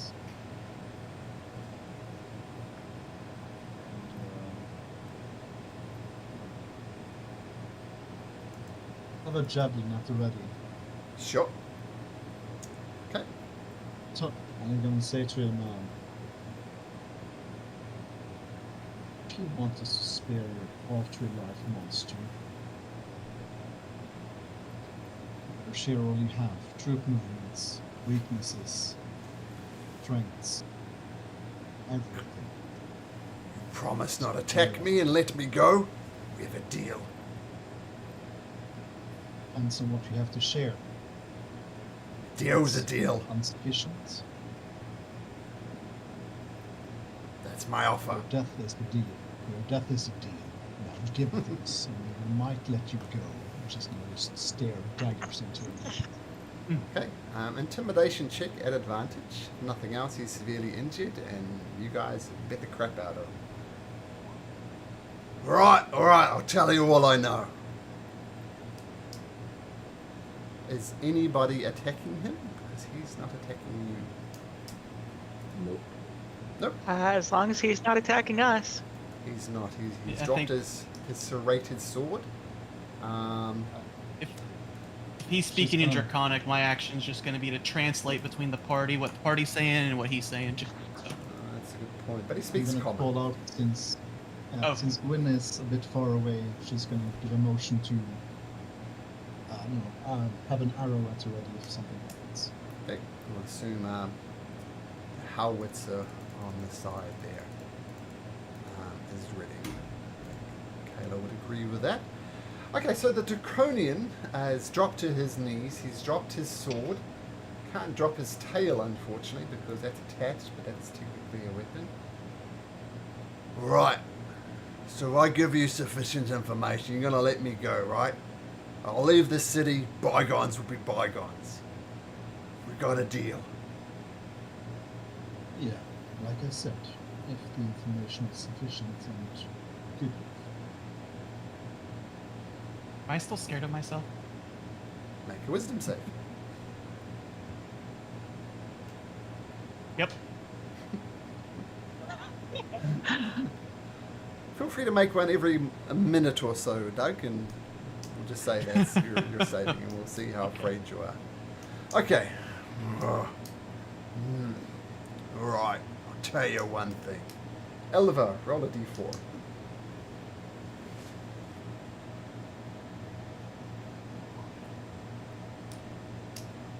Look, I can't tell you exactly why this is happening. It's a bit above my grade grades. But the power-ups are employing engineers, most of them against their will, to shore up the foundations around this place and make sure the various districts are on solid stone. As I said, it's the orders the mucky mucks are given. I can't tell you why they're doing that, just that they're doing that.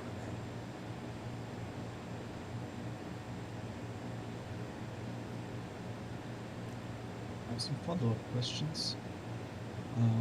The tower. I see it floats above the ground. How would one get in?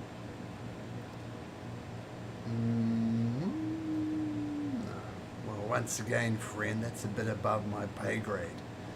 The only solutions I can give come across as flippant. A ladder, a rope. Beyond that, I got nothing useful to add. It's a bit above my pay grade. Oh, Atlas. She's gonna make count. She's gonna use her other hand to count at one.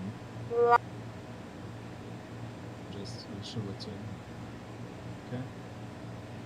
And what about the troops? We saw them gathering around the manor. Is there something interesting there? Or? All I know is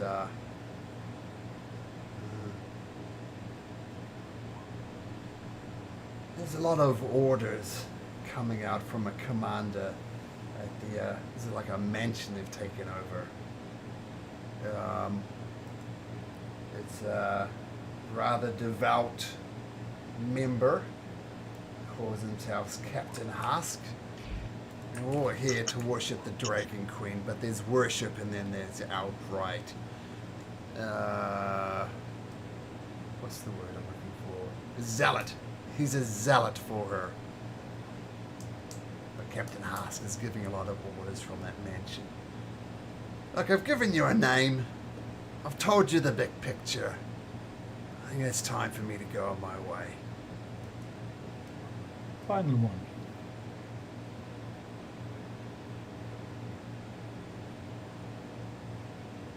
Listening? Plans.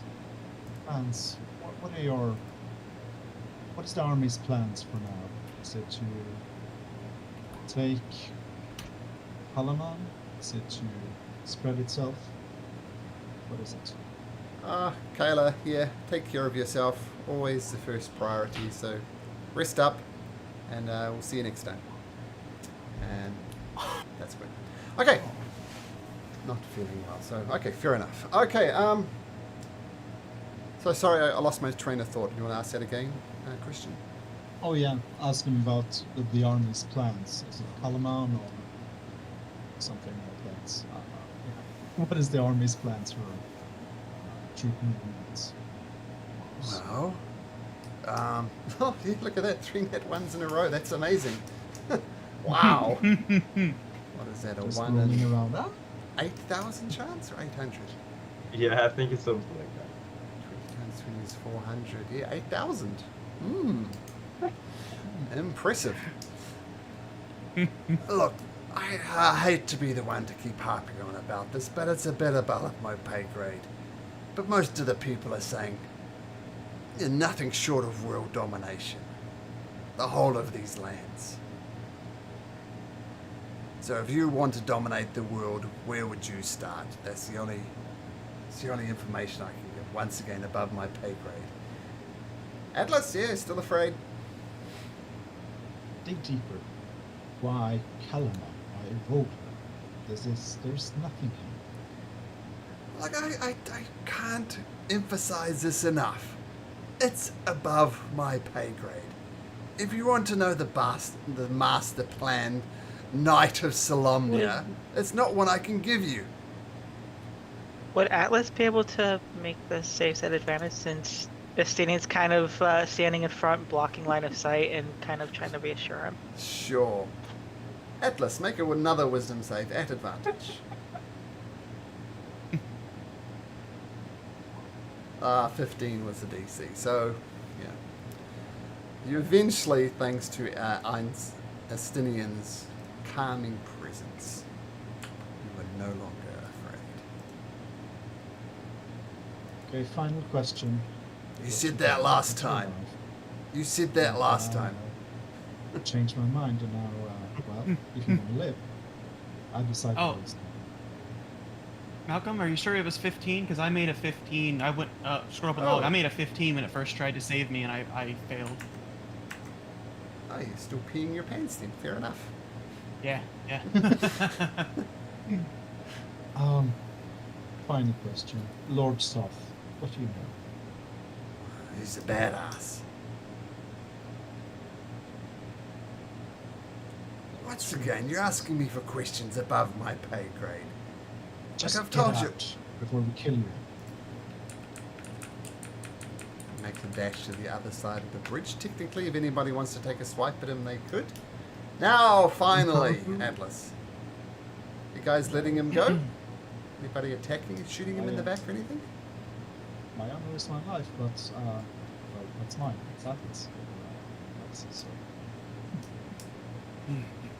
We agreed.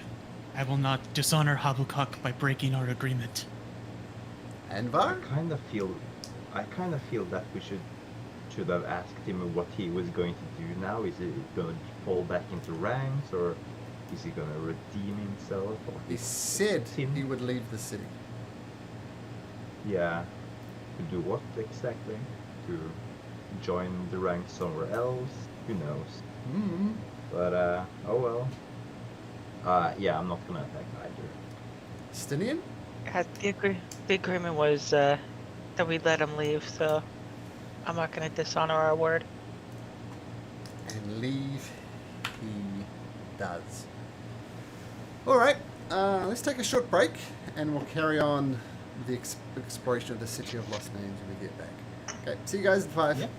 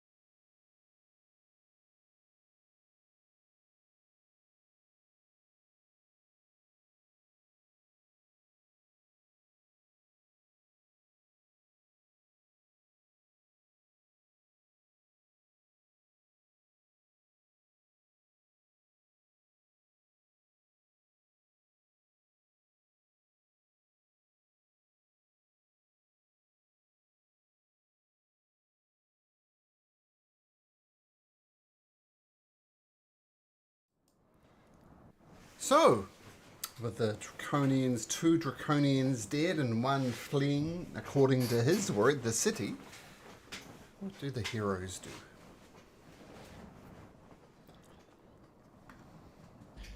Let's continue to the temple. Continue to the temple. Okay. Let's get you across to the bigger map. And how are you proceeding? Suppose we could. I'll sit scout next. ahead a little bit, about 50 feet again. Cool. Okay, so make a stealth check. 19. Okay. And roll me what are the rest of you doing? You keeping pace with Atlas, or are you hanging back? What are you doing? 50 feet behind, I suppose. That was. Okay. Yeah. Same as before. Okay, so those trailing Atlas, not giving away his stealth, can you also please make me a stealth check? Yeah, can I hang back so he can scout ahead Sure. and then staying in formation. Okay. Ilva, that's remarkably good for you. Yeah. Yeah, Clank, that's good. clank, clank, clank, clank, clank, clank. Awesome. Okay, so you're obviously at the other side of the bridge now, and you start heading south, ducking through these districts. Estinian, roll me a d6, please.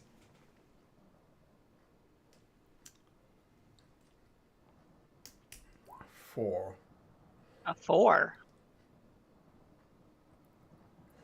So, you come across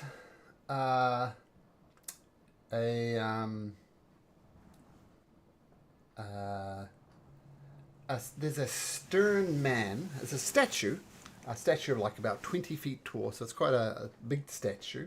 And it's of a stern man crowned with blazing light. And vines climb up and down this statue all the way at the top, almost covering this figure in vines. So it's almost like Ozymandias, you know, the great, look upon my great kingdom, which is now in ruins. So, if you think you might have an idea what this might be, you could make me a history check.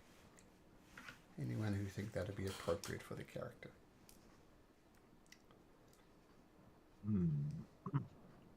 I do have proficiency, but I don't know if Andvar would have known that. I just made my character like a week ago. I don't know what I would know. Okay, Atlas well, wouldn't, yeah.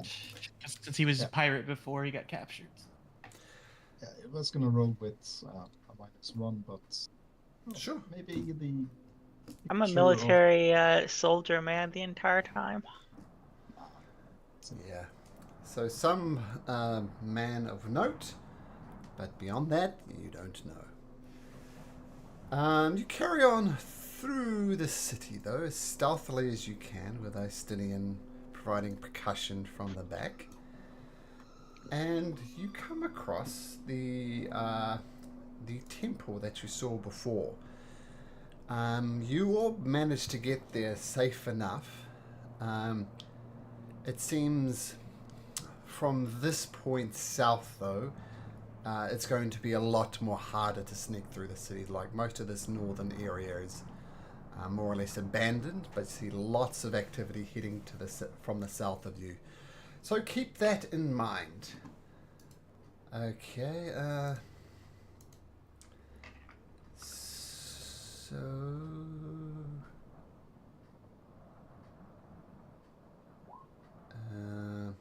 Here we go. So what you see, if I find my notes finally, is as ahead the water deepens to a broad pond broken by roof lines of submerged buildings. An embankment rises just above the water and is covered with a cluster of violet trees. The half-drowned ruins of a temple are visible beyond. A platinum triangle gleams on its leaning belfry. Those who might have some knowledge about religion can make me a religion check.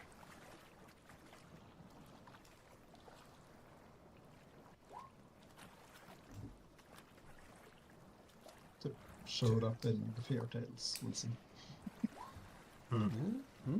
Okay. Thank you. Thank you for rolling dice for me. I appreciate it. Welcome.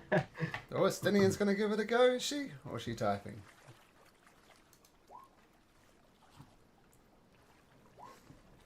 What's a religion? Okay. Estinian has no proficiency and a -1. Okay. So Estinian doesn't know. And I'm just going to leave Gwyn out of it for What's a now. religion? Can I stab it? Okay, so let's... Oh, Keseku's so small again. And the wrong name. Sorry, let me just get this map set up. I should have done this before the session. So you're a bit forward, Atlas.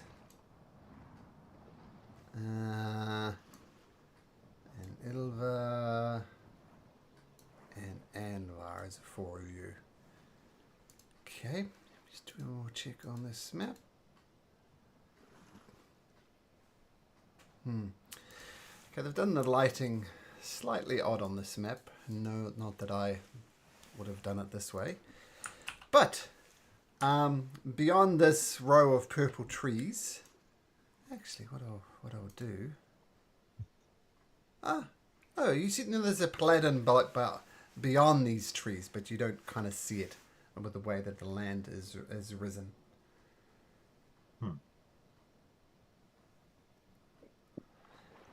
And I'm going to say you're all back a bit because this whole area of water is 20 feet deep. So you're just on the outskirts of the temple on dry land. So what do you do? Well, should we try to swim across? Last time we tried to swim across anything, it didn't really pan out for us, so I think we should be a little bit more watchful this time. Yeah, I'm a Atlas, bit- can you perhaps check the waters for enemies or something? No problem. I'll go underneath, and I have a swim speed, so I'll swim all around, checking if there's any enemies waiting to jump out or stab out of the mud or anything. Okay, make a perception check.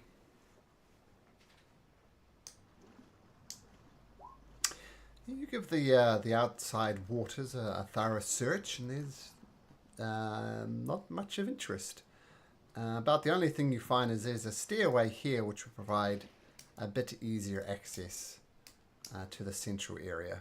Apart from that, though, everything's underwater. He'll slowly break the surface of the water with his head, much like a crocodile does, and then fully pop out and say, "Looks clear. Some stairs to the north, easier for you to get out on land." Thank you. Suppose we'll go for a little swim. You okay with that, Andvar? Well, I don't really see any other route, so I guess I'll just have to deal with it. How wide is this water? About 50 feet. Shoot, I can't jump it. Well, I guess into the water we go. So you jump in, trying to make as least noise as possible.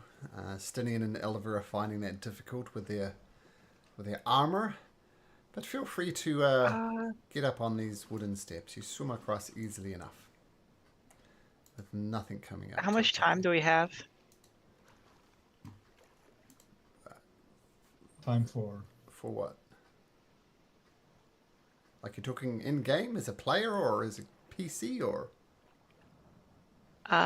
Yeah, like in character, like do we have time to take off armor to swim across? Yeah, we could, but well, Ilva would probably say in character. There's no telling if there's a patrol around the next road. I suppose we just should get to the other side. Might make some noise, but the water should muffle it a bit. And it would take you 10 minutes to take off your armor and 10 minutes to put it back on. Yeah, that's what I was trying to check. I couldn't remember how long it took. So you're taking off your armor? It depends. Is the group wanting to wait, or are we in a hurry? The dragon army's already occupied the city, and we got to get to the paladin quick. So I'd say hurry. Okay, then yeah, I will keep my armor on and try to swim across. Okay. Swim across you do. It's obviously tricky with your armor, but feel free to catch up to your companions. Okay. And yeah, I just found the rules. It's 5 minutes to take it off and 10 minutes to put it on. Oh, okay. I've learned something. So I'm going to drag you guys You forward. can half that. You can half that if you're helping somebody. Sure. So that now that you're on top of the burn and Roll20 kicks in with its one-way lighting, you can now see down into the temple, the front door at least. So this is a wooded burn. The trees here stand shoulder to shoulder, forming a natural canopy as they climb a ring-shaped rise around the temple. Sloping stone stairs climb the rise, and on the other side, another set of stairs descends into the shallow water. Yova, shall I go first to scout the water again?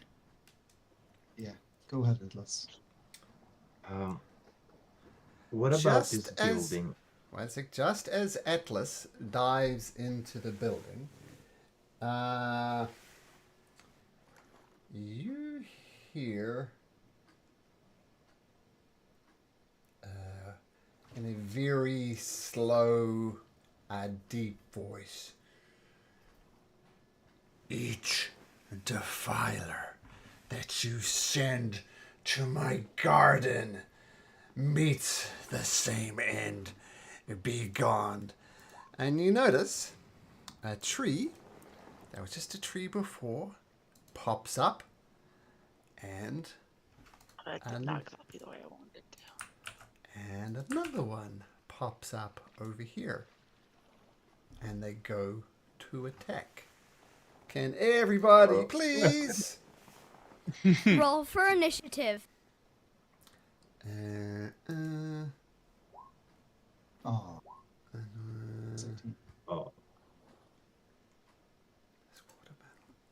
Okay, roll for these guys. I say Gwyn's not going to be part of this, but the trees, they bellow out.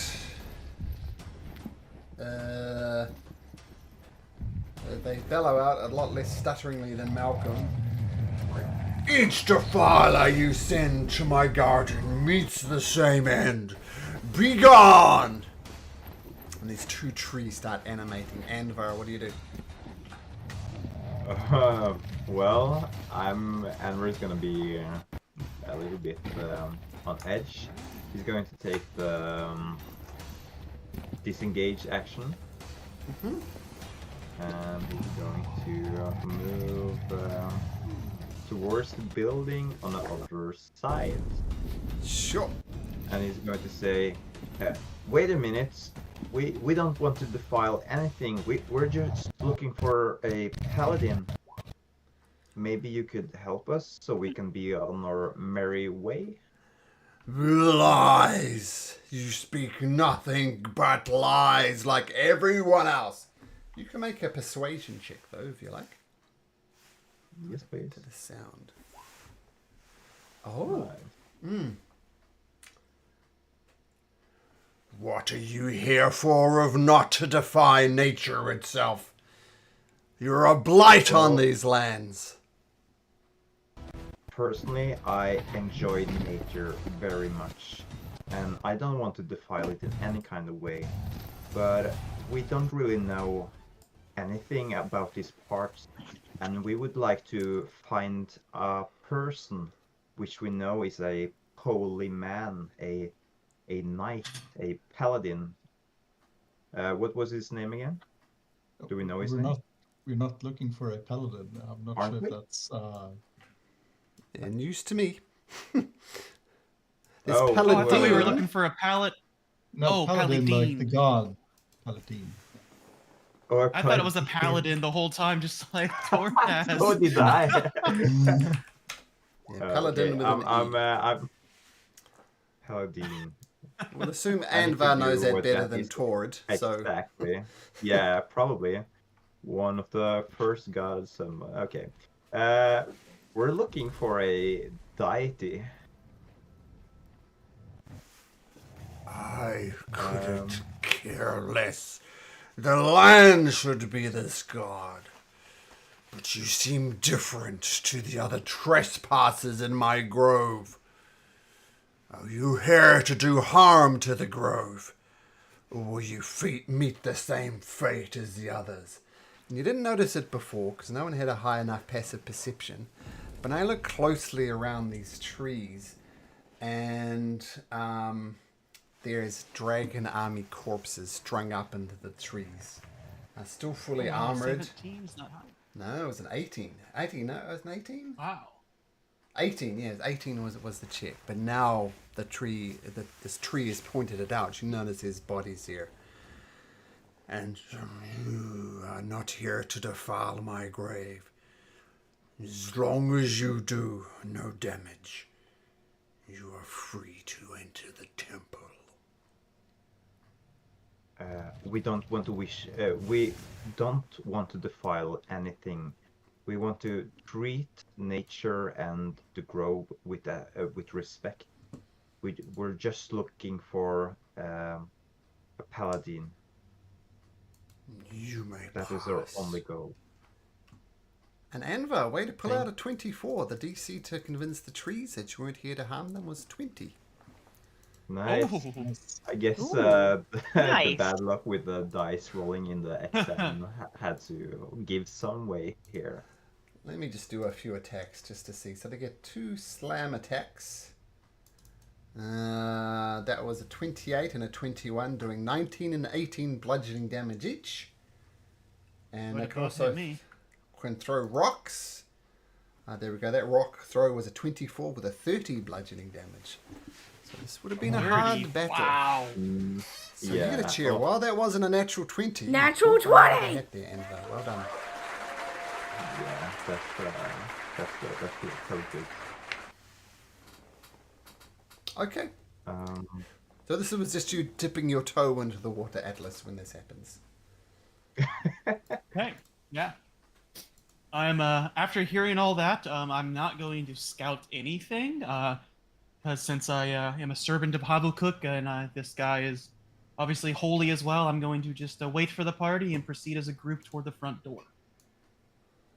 Okay. I'm going to offer some of my service to the tree ant, and I'm gonna say, if you need it, I possess this magic that can mend broken things.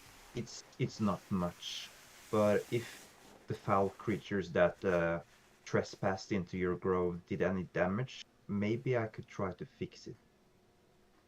And I'm just referring to the mending cantrip, so it's not much. But if anything, it's just to show my respect.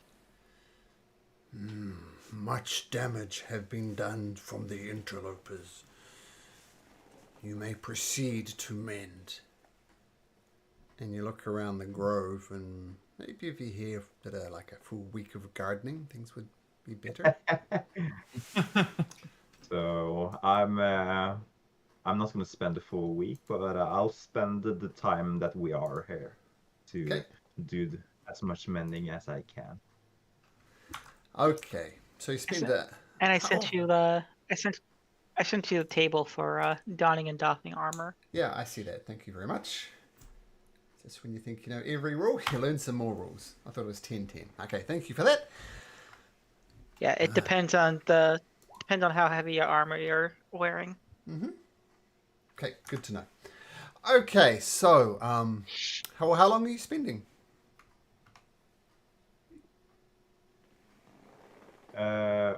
Once again, How long yeah. are you spending? How? A I minute? guess it 10 depends on how long the rest of the party are spending in the grove. If The we spend cantrip an hour, takes yeah, minutes. I'll just keep myself busy while the rest of the party is doing their stuff. And if they need any assistance from me, I guess they'll call me over. Okay, cool. The Okay, tree says. let's go. So the tree briefly says, "We appreciate your help. We see you are not like the others. You may refer to me as Dusk Walker." Hmm. Oh, and I think I It's have very some art. nice to meet you, Dustwalker. And I have some cool Um, art, I think. Oh, nice, Ah, yeah, there is Dusk Walker. nice. Ooh, Nice. Pretty. really Yeah, cool. I That'd like be the cool as a purple. race to play. Yeah, for real. Okay, so It's with very nice to Andvar. Can meet I make a you, Can I make a new Dustwalker. character, DM? I want to play as a Duskwalker. Well, Dusk is technically a tree ant, so I don't know if that's a playable race, but it's a tree ant mechanically. Yeah, I think we're gonna Next steal that art. campaign, I can tech. Oh, Next campaign, I can technically play as a treant. that's true. I've seen your character. Well, maybe you could use Duskwalker art. So you might want to snap a screenshot of that while you're at it. Okay, so Andvar is respectfully cleaning up the grove as best he can. What are the rest of you doing? I guess I was just going to ask this Duskwalker, is it okay if we explore these waters? As One or long two, as you yeah, show please. respect, you are most welcome. And how would one show respect in doing so? Do not pollute the water.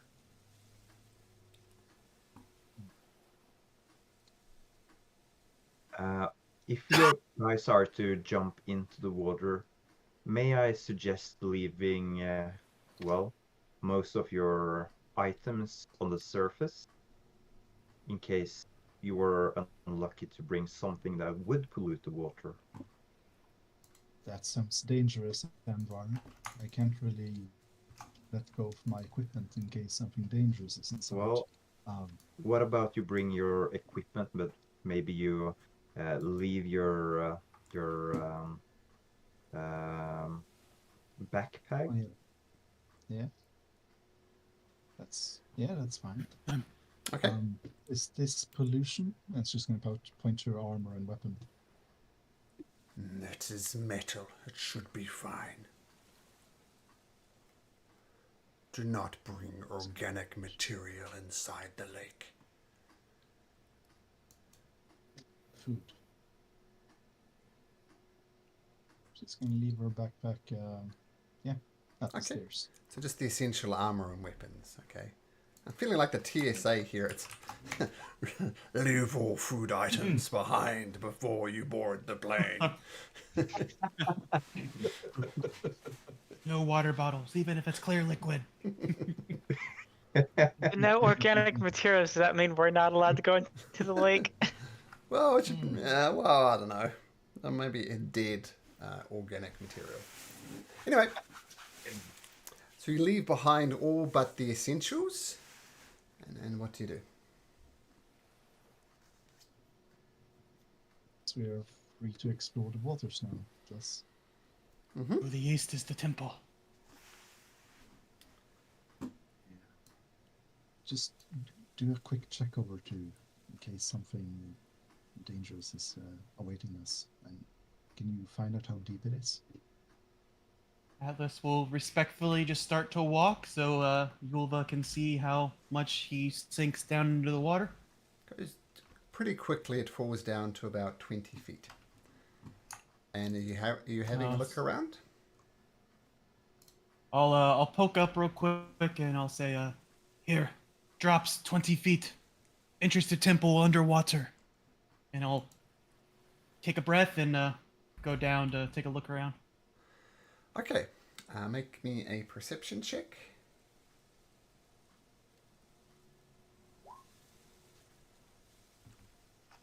And you're following up Estinian? with Ilva?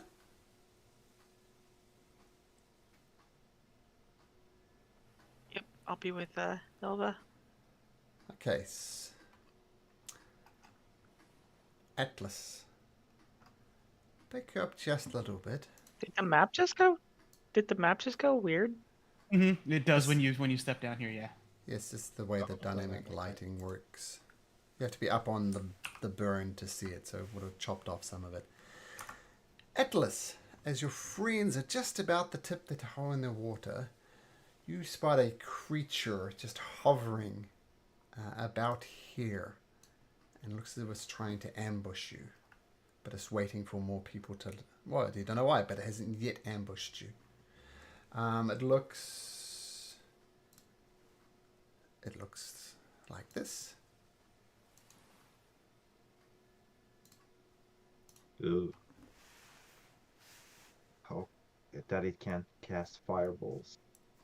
And it looks hostile, like it is actively trying to wait for more people to attack. And your friends, as you debate this, they take a step into the water, because that's what they said they were going to do. So you're going to have to act quickly, otherwise something is going to happen. What do you do, Atlas? I'm gonna use my tail to like crocodile swim with the rapier out to stab it. Okay. Well, it sees you coming. So I'll tell you what we'll do. We'll display it up here.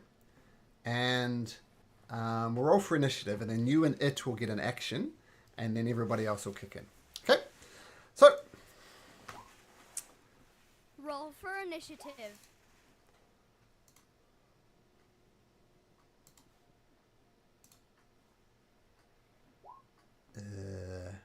Do one of those. And those, hopefully.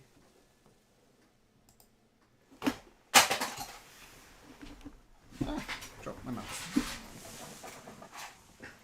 Okay. So, with everybody in here, you see. So, Estinian and Ilva in the water, you're going to be acting at it's difficult terrain. And depending on what you're attacking with, it could be a disadvantage as well. We all learnt these rules well in Call of the Netherdeep. And is everybody on? They are. So, Estinian, you're not sure what's happening, but Atlas, you get to go. What do you do? I'll swim at it here, and I'll go ahead and take 2 stabs with the rapier. Okay. And I'm 20 feet under, right? Yep. Okay. So first stab. Okay, second stab. Well, yeah, no good. 24 hits. Okay, I'll pump a first level divine smite into this as well. Okay. And that's basically doing that. I'm hoping you guys are gonna realize something's really wrong, because you're gonna see this glowing energy burst from kind of in the water there. So Okay. Here is that plus 2d8. Okay, not bad. 31 points of damage. Okay, come up and stab this creature. Oops. She gave him 134 points of damage. That's not fair. Yeah. So you stab and then he says, "This is my domain. I will bow the knee to no one. I'm tired of kings, and you shall fall to me as subjects should." Your turn, Atlas? I already used that movement. Yeah. That'd be my turn. That'd be my turn. No bonus action. Okay, so everybody else is basically surprised, which is kind of unfortunate because there's a second thing that you didn't detect because it's literally undetectable in its watery form. But this creature made of water comes up and I need both of you as this creature kind of overwhelms you to both Ilva and Estinian to make a strength saving throw.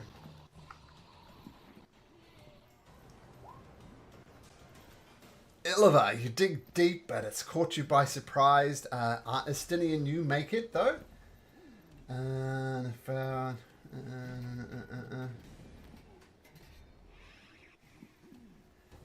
be pushed. Okay, so you resist, and in this whirlpool of energy, you get flung off to the side. Oh, no, other way around. Estinian gets flung off to the side. But Illiva, you are under the water. You are drowning, and you are restrained. And you take 2d8 plus 4 damage. So you take 15 points of bludgeoning damage. Okay. It's the water elemental's turn. Ilva. Actually, Ilva, technically that damage happens now, but that's fine. So, what do you do, Ilva? You're grappled, restrained by this creature, unable to breathe.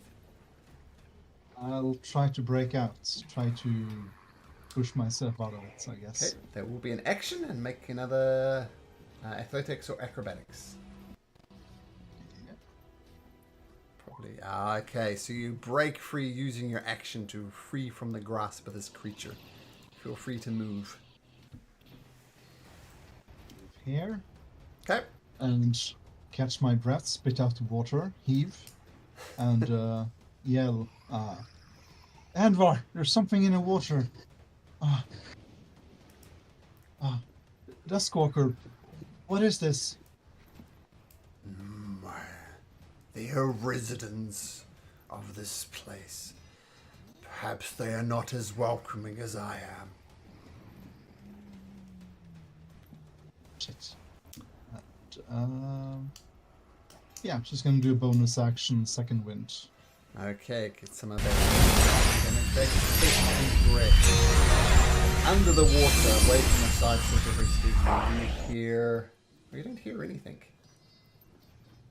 And in fact, it's going at you. I assume you don't spend Aquin, Atlas? No, common draconic. Okay.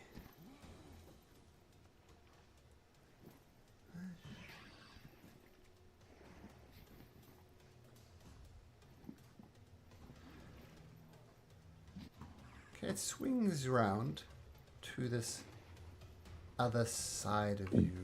Ooh.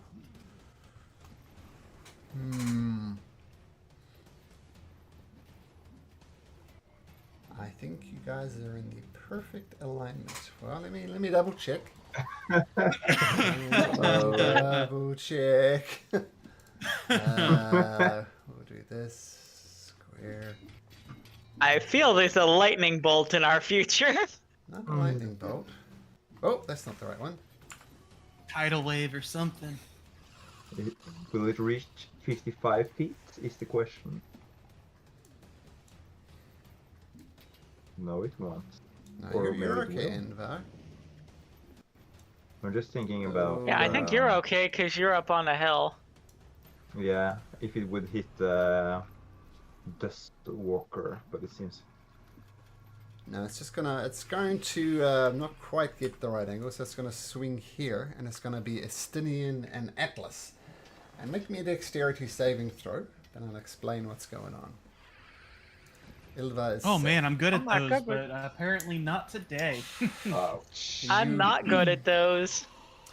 So what you see, Atlas, is this weird semi-water-based creature sucks in some water, and it gets bigger and bigger and bigger, almost to the point of absurd bloatedness, and it lets out this torrent of water straight at you, and you both take the full effects. You both take 6d6 damage. So you both take 24 points that's of a good damage roll as as it well. slams onto you. And I'm gonna oh no, because if I open my mouth, I'm gonna start to drown, so I can't do that reaction. okay. Because it says with a word, so never mind. So, another thing that happens is Atlas, you get poof, poof, poof, poof, poof, knocked back onto the riverbank. And however this works in the water, you're flipped on your back, you're unsure which way is up, which way is down, and you are both prone. and you hear the creature babbling something in the back, but that will be his turn. Okay, Andvar. Andvar the gardener. What do you do? Well, I'm going to cancel the gardening for now. You only see the I'm water going elemental, by the way. You don't see this thing underwater. You only see the water Right. elemental. So I'm going to walk up to the edge, and I'm going to ask Duskwalker. So these are residents of the lake, but how do we then get to search the lake? Are we allowed to try to defeat them? Are they friend or foe? And he's just gonna like be a little bit worried in his voice. It is balance of nature. Destroy them, I will not be concerned. They destroy you, I will not be concerned. Except I you, Andvar. understand. You're my friend. The other ones can go to hell, but you're okay. Nice, thank you, appreciate it. Wow, rude. I will destroy them in the most respectful way. So I see the water elemental. Has it taken any damage? Nope. All right. In that case, I'm going to use.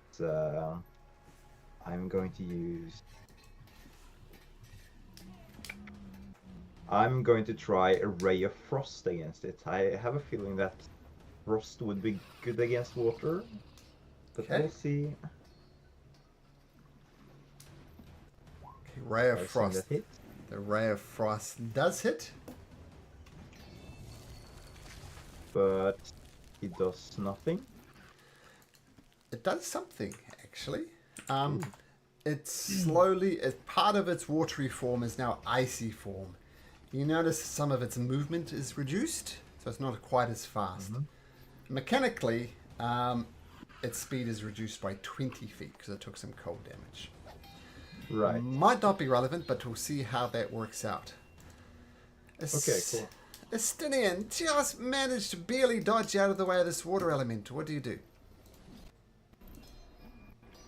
You are prone.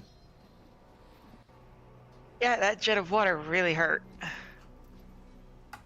Am I able to step out of the water onto the slope here? Well, 15 feet to right yourself, and yes, you can. You can just move another 15 feet if you like.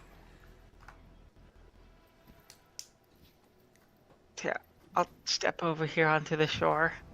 Sure. Kind of balancing on the slope. Mm-hmm.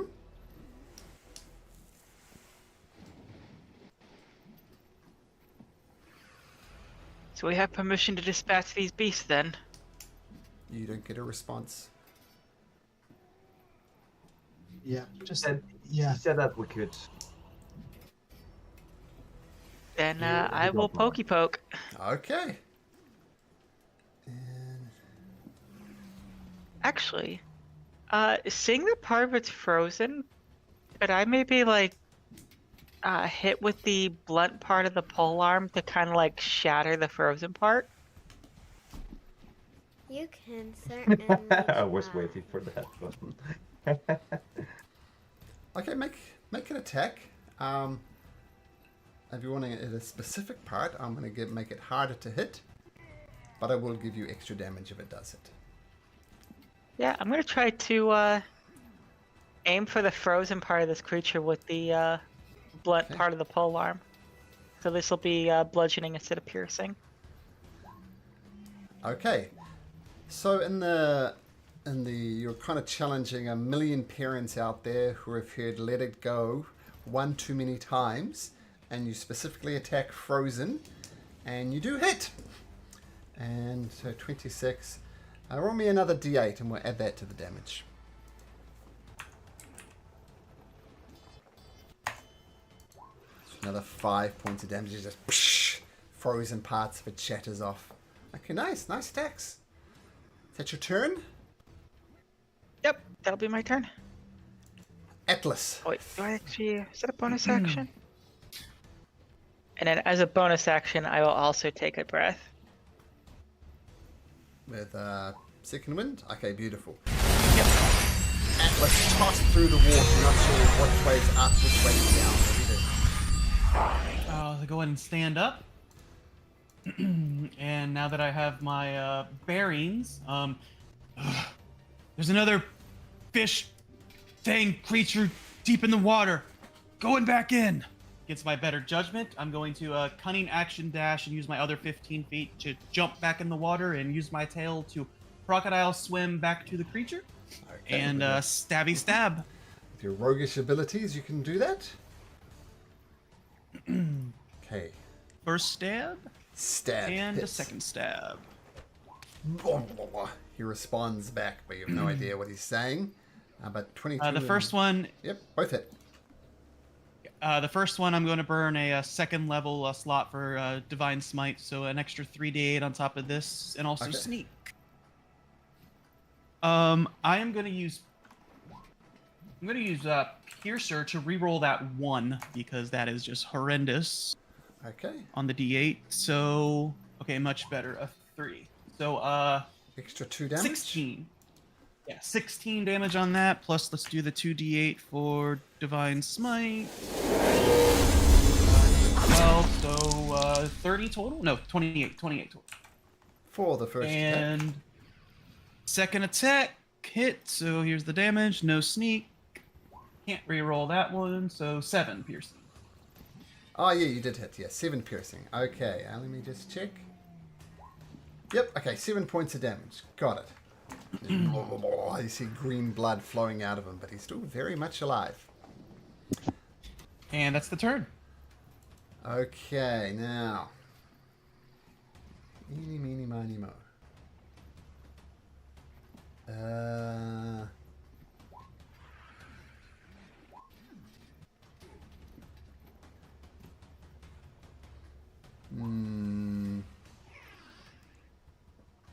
Gonna swim to the south, creaking slowly as it's covered in frost, but it still can move relatively quickly.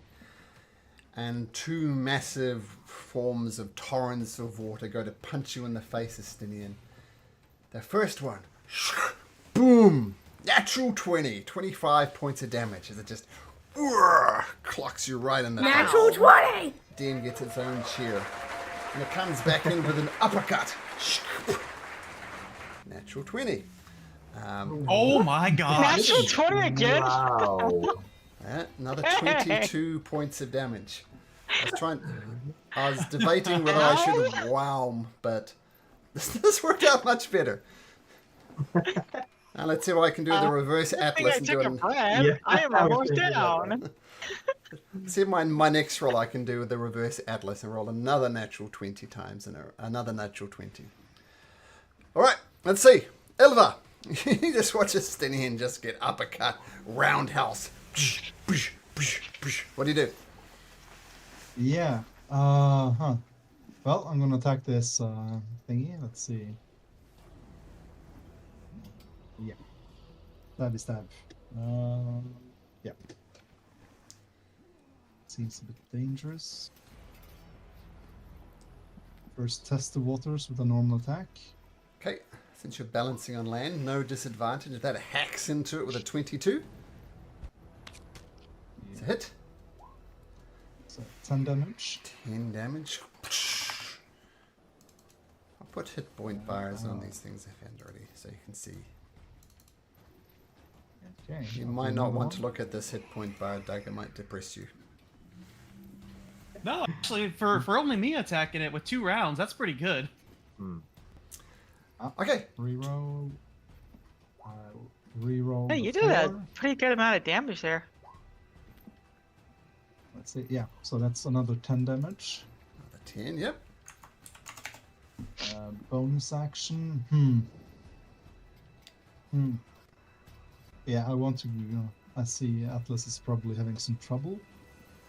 Bubbles rising, so she's gonna 5, 10, 15, 20. Take an attack of opportunity, I think. Okay, so we're going to do the third natural 20. I can't. It's a 14. So squish, misses. And keep in mind, Do a bonus action. you know action is happening here, but you don't see either one of them through the murky water. Ah, yeah, but that's okay. If an ally can see or hear me, can he hear me? I think so. He's a lizard folk. He's used to Yeah. being underwater. So yeah, he can hear you. In that case, I'll do a commanding rally. You can add a D8 to the damage. I'll just yell for Atlas, get the thing down. I will listen and I will smack it because I can get sneak on this if it hits. No. Oh. That's what I was hoping for. I was hoping too. I was hoping that another divine smite, some sneak. I was ready. Yeah. So you hear the call for Illiva. Because of the warts, you mishear it. He says, should I attack? Should I don't? And then you do neither. Okay. Illiva. And I'll do yeah, I think we need to take this thing down and we can rest inside, hopefully. So action surge, and yeah, strike more times. Let's see. At the elemental? 18, at the elemental, yeah. Yeah, okay, sure. 16. 18 and 16. Both it. Let's see. 9. I'll reroll that 4 to yeah, It's that's good. 22 damage. Okay, slashing through this creature using your reach. Beautiful. Okay, is that your turn? Yes, that's my turn. Oh no. The final strike, I'm gonna make a demoralizing strike. So Okay. he has to make a wisdom saving throw or be frightened. Let's have a look. No, it's frightenable. So wisdom saving throw rolls a 19. So your demoralizing strike doesn't do what you want. Do you still get the D8 damage though? Oh, this is not a fighter thing. This is a knight thing. Yeah. Yeah. Okay. Night thing, yeah. Okay. Cool. Okay. So demoralizing strike. Did you get all your action surges in? I think you did, didn't you? Yes. Yes. Okay, having beaten the crap out of the Stinian, you return the favor. Okay, this creature babbles something in your direction. And I need Atlas and Ilva to make dexterity saving throws. And once again, fills its lungs with water. DC was 16. You both make it Wow. perfectly. Yeah. So take half of this, and you're not pushed back or made prone. So take 13 points of damage each. Wow, that's Oh doing it. gosh. And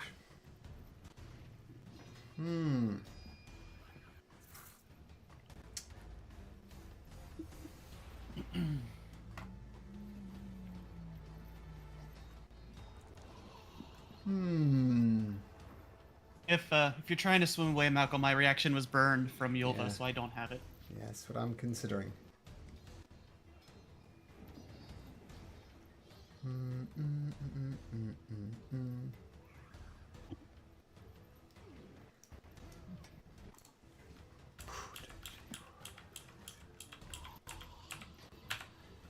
Very quickly, it swims off to the north. What do I go to now? It's going to go to the south, actually.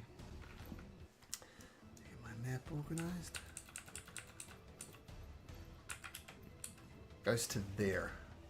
In fact, a little bit around the corner, because that would be even better. Okay, so another gust of water, which Atlas and Ilva get the worst of it away. Now, Andvar, the only thing you can see still is this water elemental that's doing roundhouses on a Stinian. Yeah, it seems like a great foe, so I should probably try to kill it. Yeah. I'm going to cast Toll the Deads against it. A wisdom saving throw 15. Okay. Hopefully it's not too wise. Okay, it's not very wise, but it was a 7, so you told the dead does go off. Nice. That's 2d12. what I like to hear. Yeah. Oh, yeah. That summarizes this session for me. But that's fine. Okay. Sometimes you win, sometimes you don't. Oh, yeah, that's I like that, Atlas. Okay, Andvar. Toll the dead. It recoils a little bit, but it's still standing. Is that your turn? Yeah, it's my turn, and oh, I think I'm just gonna place myself closer to my buddy bud. All right. Estinian just got the crap beat out of you. What do you do? Is it still frozen? Who froze it? Me. Andvar. No, Andvar. no, it's not frozen anymore. Let's try to finish this thing off quickly before it finishes me off. Okay. I'll give you a clue. It's got 20 hit Just try to- points. That's your target. Just try to stab into the water on it. First stab. Whew, good start. You hack into it. I take 17. It's on 3 hit points. Stab again. Oh, 13 misses. Ugh. Oh, So close. Armor class is 14. Do I want to action surge? You know, I'm gonna action surge. Okay. nice. Oh, this is a Dang game. it. Wow. One more chance. Do 3 damage. Oh my Are god! you kidding me? It's 3 times today, Yeah, right? that's the session Roll of today. 3. We've had 3 natural 1s in a row, 2 natural 20s, and now 3 13s. Very important 13s. So in a panic. Whoosh, whoosh, whoosh, So, whoosh. Ilva did actually give me a moment to take this thing's attention off of me, so it does not have a reaction. I'm going to move away from this thing. Oh, that's true. Outsmarting the dice gods. Very wise. 10. It's difficult terrain up here. Oh, no, just difficult terrain in the water. So that's 5, 10.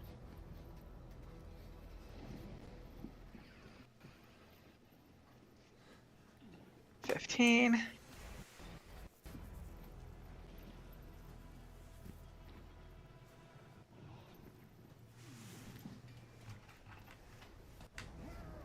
And 25 to get to there. Okay, this was a tree, by the way, that Duskwalker animated. So I'm just going to leave it back as a normal tree. So this is now this tree, we'll say. Okay, but very wise. The dice weren't on your side, but your clever mind was on your side, remembering the reaction was burnt. Stinian, dash back to Duskwalker and Andvar. Duskwalker is paying no attention to the madness that's going on. Shows no concern for your almost broken body. What does Atlas do? Against the player's better judgment, but Atlas, very angry that this creature has hurt the first people that would ever accept him since he was transformed into this hideous creature, is chasing it. So we'll go 30 feet here. We'll see it. We will bonus action, cunning action, dash right to it to attack with the rapier twice. Okay. Hmm. First attack hits. And burn my final second level spot to make it a divine smite second level. So Okay. it's 8 plus 3d8. So 16 and 13. Okay, got it. And second swing. That hits as well. All right, no sneak on this though. 13. 13. Oh, you're doing some decent damage on it. Okay, nice. The turn. Okay. I guess Yulva, you would probably see the bubbles and the divine light coming from this side of the pond now. Yep, so you have an approximation of where he is.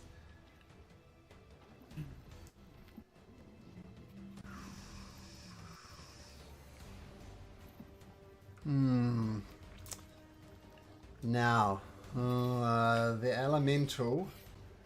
Malcolm knows that the elemental is subject to Ilva's attack of opportunity. With intelligence of 5, it's going to try and swim up here. And then walk up here to do the whelm attack on those guys. Ilva, though. Yep. Attack of opportunity. Yep. 16 Wow. Hit it, Ilva, kill it! Kill it! That's 12 damage. Well, you do more than 3, so it just dissipates into a puddle. And Nice. you see it no more. There we go, there's the DM being nice, not being as smart as the elemental. Well, the other way around. I'm pretty sure I have intelligence greater than 5. But Ilva, well done. You possibly saved a DM skin having there. the intelligence of less than 5? That would be rough. Okay, Ilva, you're up again. Yeah. Ilva's gonna dash along the shore before she's gonna call out to Andvar and sting him. Atlas is over here. I think he's in trouble. She's gonna dash over.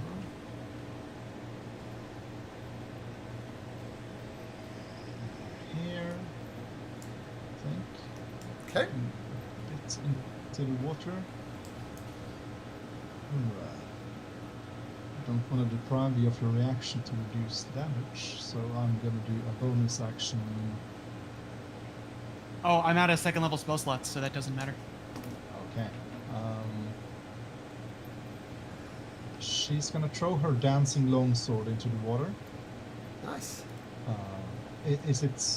Yeah, I'm not sure how that works. I mean, it's a flying sword, begins to hover. But does that suppose it can go into the water? Yeah, Does it but fly? as it doesn't have a swim speed, though, consider the water difficult terrain and its attacks at disadvantage. Okay. I'll throw it over here at least, and they're Sure. not at the surface, I guess. Okay. Cool. Are they deep down? 20 feet. Oh, okay. In that case, yeah, maybe next turn. And she's gonna try to throw. Let's see, distance. Yeah, it's gonna be disadvantage anyway, because it's too far. But the javelin, I think, has can be used underwater. So I suppose, I mean, spearfishing. Yeah, let's say just disadvantage. This is too far away. I'll throw 2 javelins. No, it's lost in Nope. the water. And yeah, Nope. Oh, So, yeah. I thought a natural 1 would hit me. I mean, I'm not that mean, but you do get one of those. That's only fair. Okay, Ilva, so Yeah, we have try- a very nice and generous DM. as you say that, as everybody thinks how what a nice GM was, you notice this creature suck up water, get to a ludicrously large size, and then pushes out another jet of water. Nice DM, no more. Okay, dexterity saving throws for Ilva and Atlas. Atlas, that makes it. Oof, another one. Oh, 2 in a row. Not That's so. One more. Thank you, Christian. Okay, so Atlas, take half of this. Oops. And Ilva, take all of that. And Ilva, Ilva, take double that. not double that. You get knocked back 20 feet, so to there. And you're prone on the ground as well as you're knocked back onto the shore. Does it knock me up on the hill? Yep. Yep. But since Oh. it pushes you 20 feet away from it. So, Oh, that's Yeah. cool. so you Yeah. get pushed back there and you're prone. And take half of that. Hey, knocked you back up the cliff. Yeah. Attack of opportunity if you wanted, Atlas. yes, definitely. And if it hits, I'm gonna put a divine smite in. Oh, yeah, 23. Sorry, I was staring at it and not reading it. Alright. That hits. All right, and I'll get my sneak. All right. And 2 divine smites. Ouchies. 28 total. 28 on an attack of opportunity.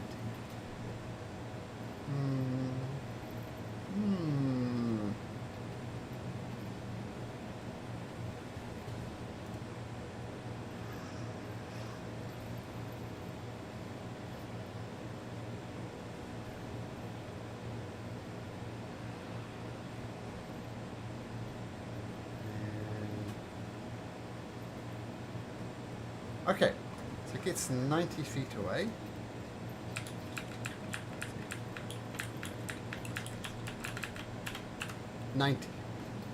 Okay, and that will be its turn. Andvar.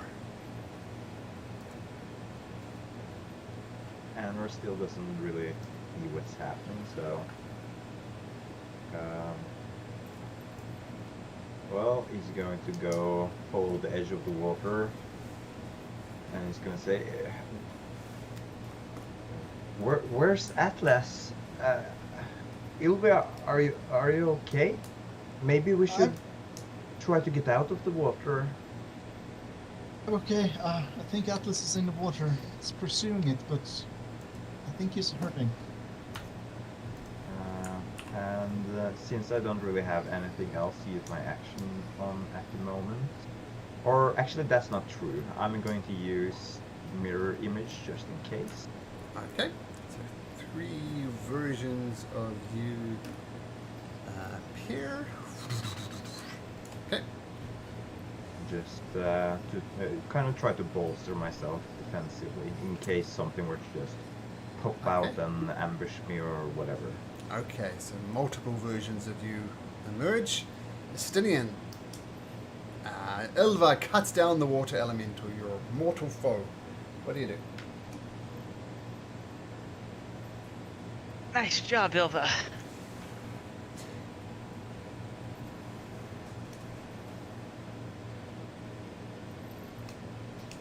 I'll come over here.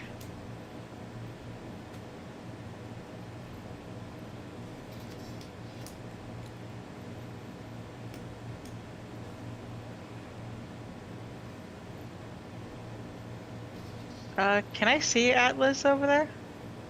I'll say make a perception check. He is 20 feet down. You need to get a perception of 20 to get any sort of read on him. Oh, well, yes you can.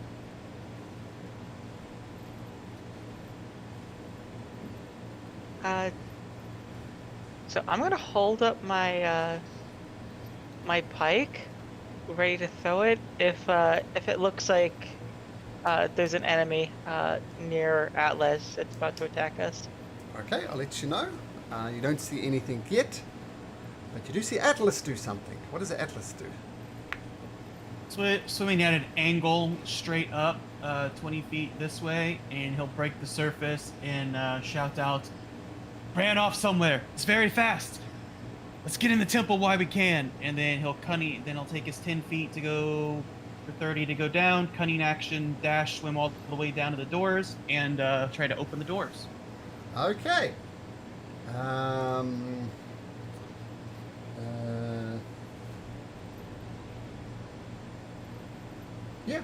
So they're partially submerged. You're a little difficult to open. Make me a strength check to try and open them. Oof. Can because I only went 10 feet. Can I use my cunning action to back up and then go forward to like swim at it with my swim speed to get advantage on it, maybe to like bust them open? Only because you have a swimming speed. Well, you don't know that they're difficult before you get there, though. Tell what, make a perception check, DC 15, and if you make that, then you can headbutt it with advantage. Okay, you realize they're going to be tough to open. You back up, lead with your head, make a strength check at advantage. Wow. Oh. Little Tweety bird starts circling Yikes. your hair. That's a miss. The DM's not so mean as to give you bludgeoning damage, though, so you're a little dazed, but that's it. Could I use my action to dash to back up and try to ram it again? Sure, but this time if you fail, you're taking damage. That's fine. You knock yourself out. Oh, you burst through this time. The DC was, what is it? 13, so 17 makes it. And Alright. the door And swings open. all my movement, that's everything. Okay. Hearing the words of Atlas ringing in your ear to get into the temple as quickly as you can, you take his advice or not. What do you do, Ilva? Yeah. I'm gonna stay prone and try to slide down this slope Sure. to get down quicker. Yeah. So that would be 5 feet of movement to get down, or to move over and slide down. Which, Okay. would sliding take movements? No, it doesn't cost move. No, so just move normally. So get down here, stand up, Okay. command the sword to move 30 feet. So I'll step into the water and grab the sword. Okay. Just make this again. And then now it's difficult terrain, so let's see. 10. And that's my bonus action. I'm gonna dash, so So another 50. 10, 20, 30. But that's dashing as be 15, wouldn't it? Because of the difficult terrain. Is difficult terrain 15? Mhm. Or 10? Yeah, half. Half speed. Oh, half speed in that case. There. Okay, cool. So swing as quick as you can, not nearly as fast as Ilva. In case something happens with the other guy. Andvar, what do you do?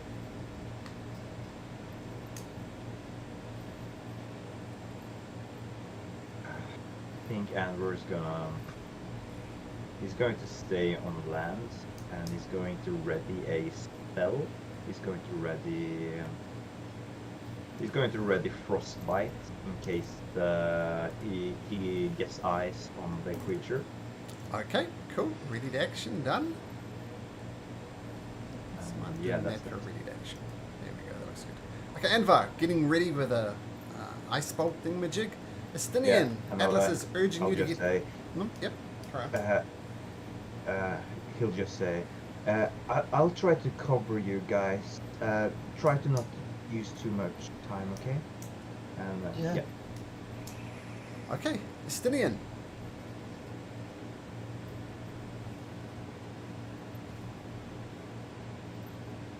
So why is be rushing forward though this quick? We might need to retreat for now so we can catch our breath. And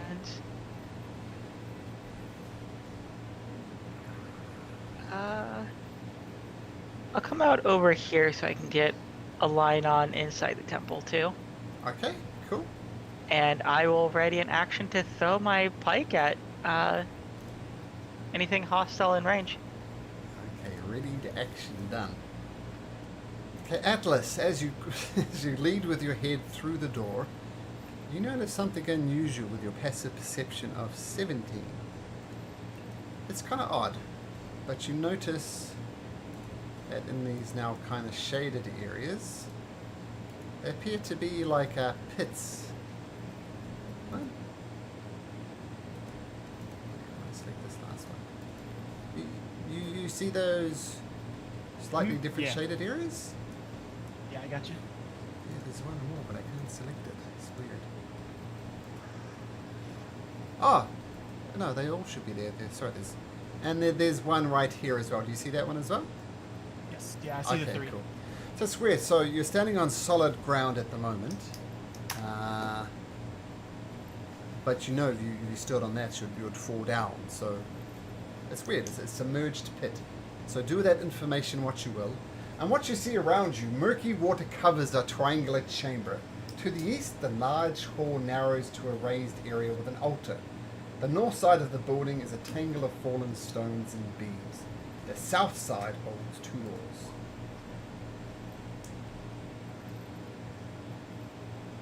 I will plan my movement like so, and then cunning action.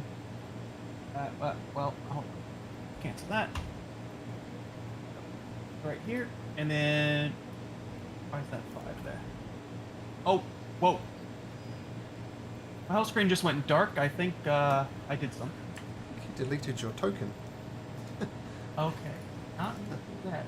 So, Let's get you back. So there we go. got it. Oh, I'll delete mine. Oh. There we go. Okay. And we'll give you There. initiative. And then order. cunning action. Yeah, I was 23, right under S. Cunning action dash to the altar, and I will kneel at the altar respectfully, and then just go to the side here to await my companions. And I guess I'll hold my action or an attack if a hostile creature comes by. Mhm. Okay, cool. Okay, so everybody holds their breath on the side of the banks, looking for this creature. A minute goes by, nothing appears. So whatever it is, it's not actively attacking you. Your hold actions fade, and we can drop out of turn.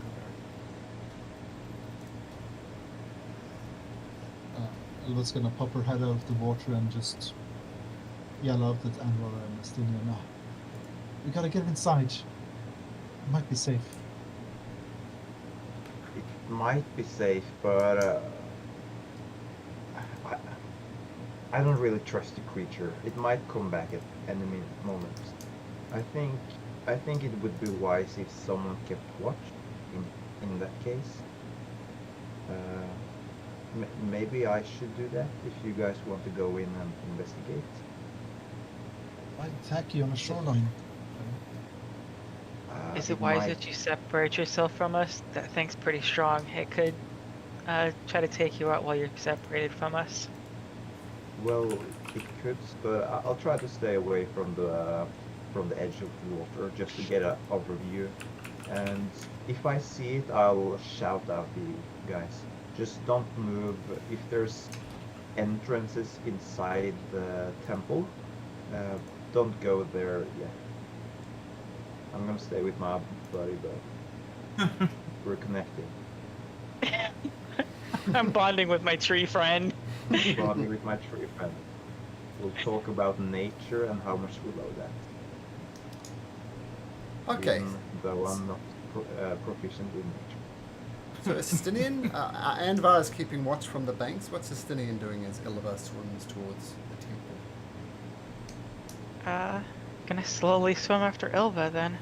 Okay. Very slowly because I do not have a swim speed, so it's halved. Well, you're swimming as fast as Ilva, which isn't very fast.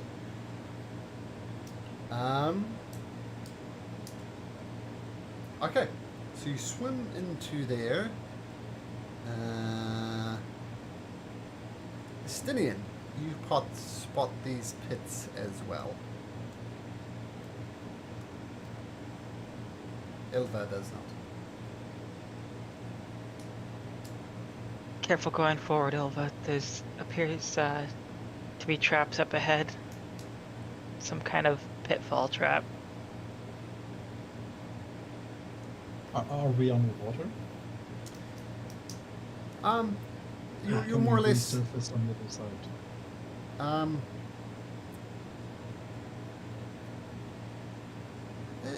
I don't understand the mechanics here. So this water is definitely 20 feet outside, and this would be 20 feet as well.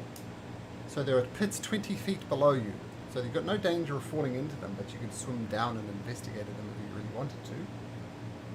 So could have been nasty traps, perhaps, when the Temple of Paladine was a proper temple, but now it's submerged. They've kind of lost the usefulness. Look for Atlas. See, meet the stairs on the other side. swim over, avoiding these pits after staying into town. So as you go to this focal point of the temple, you rise on the stone steps from the water to a dry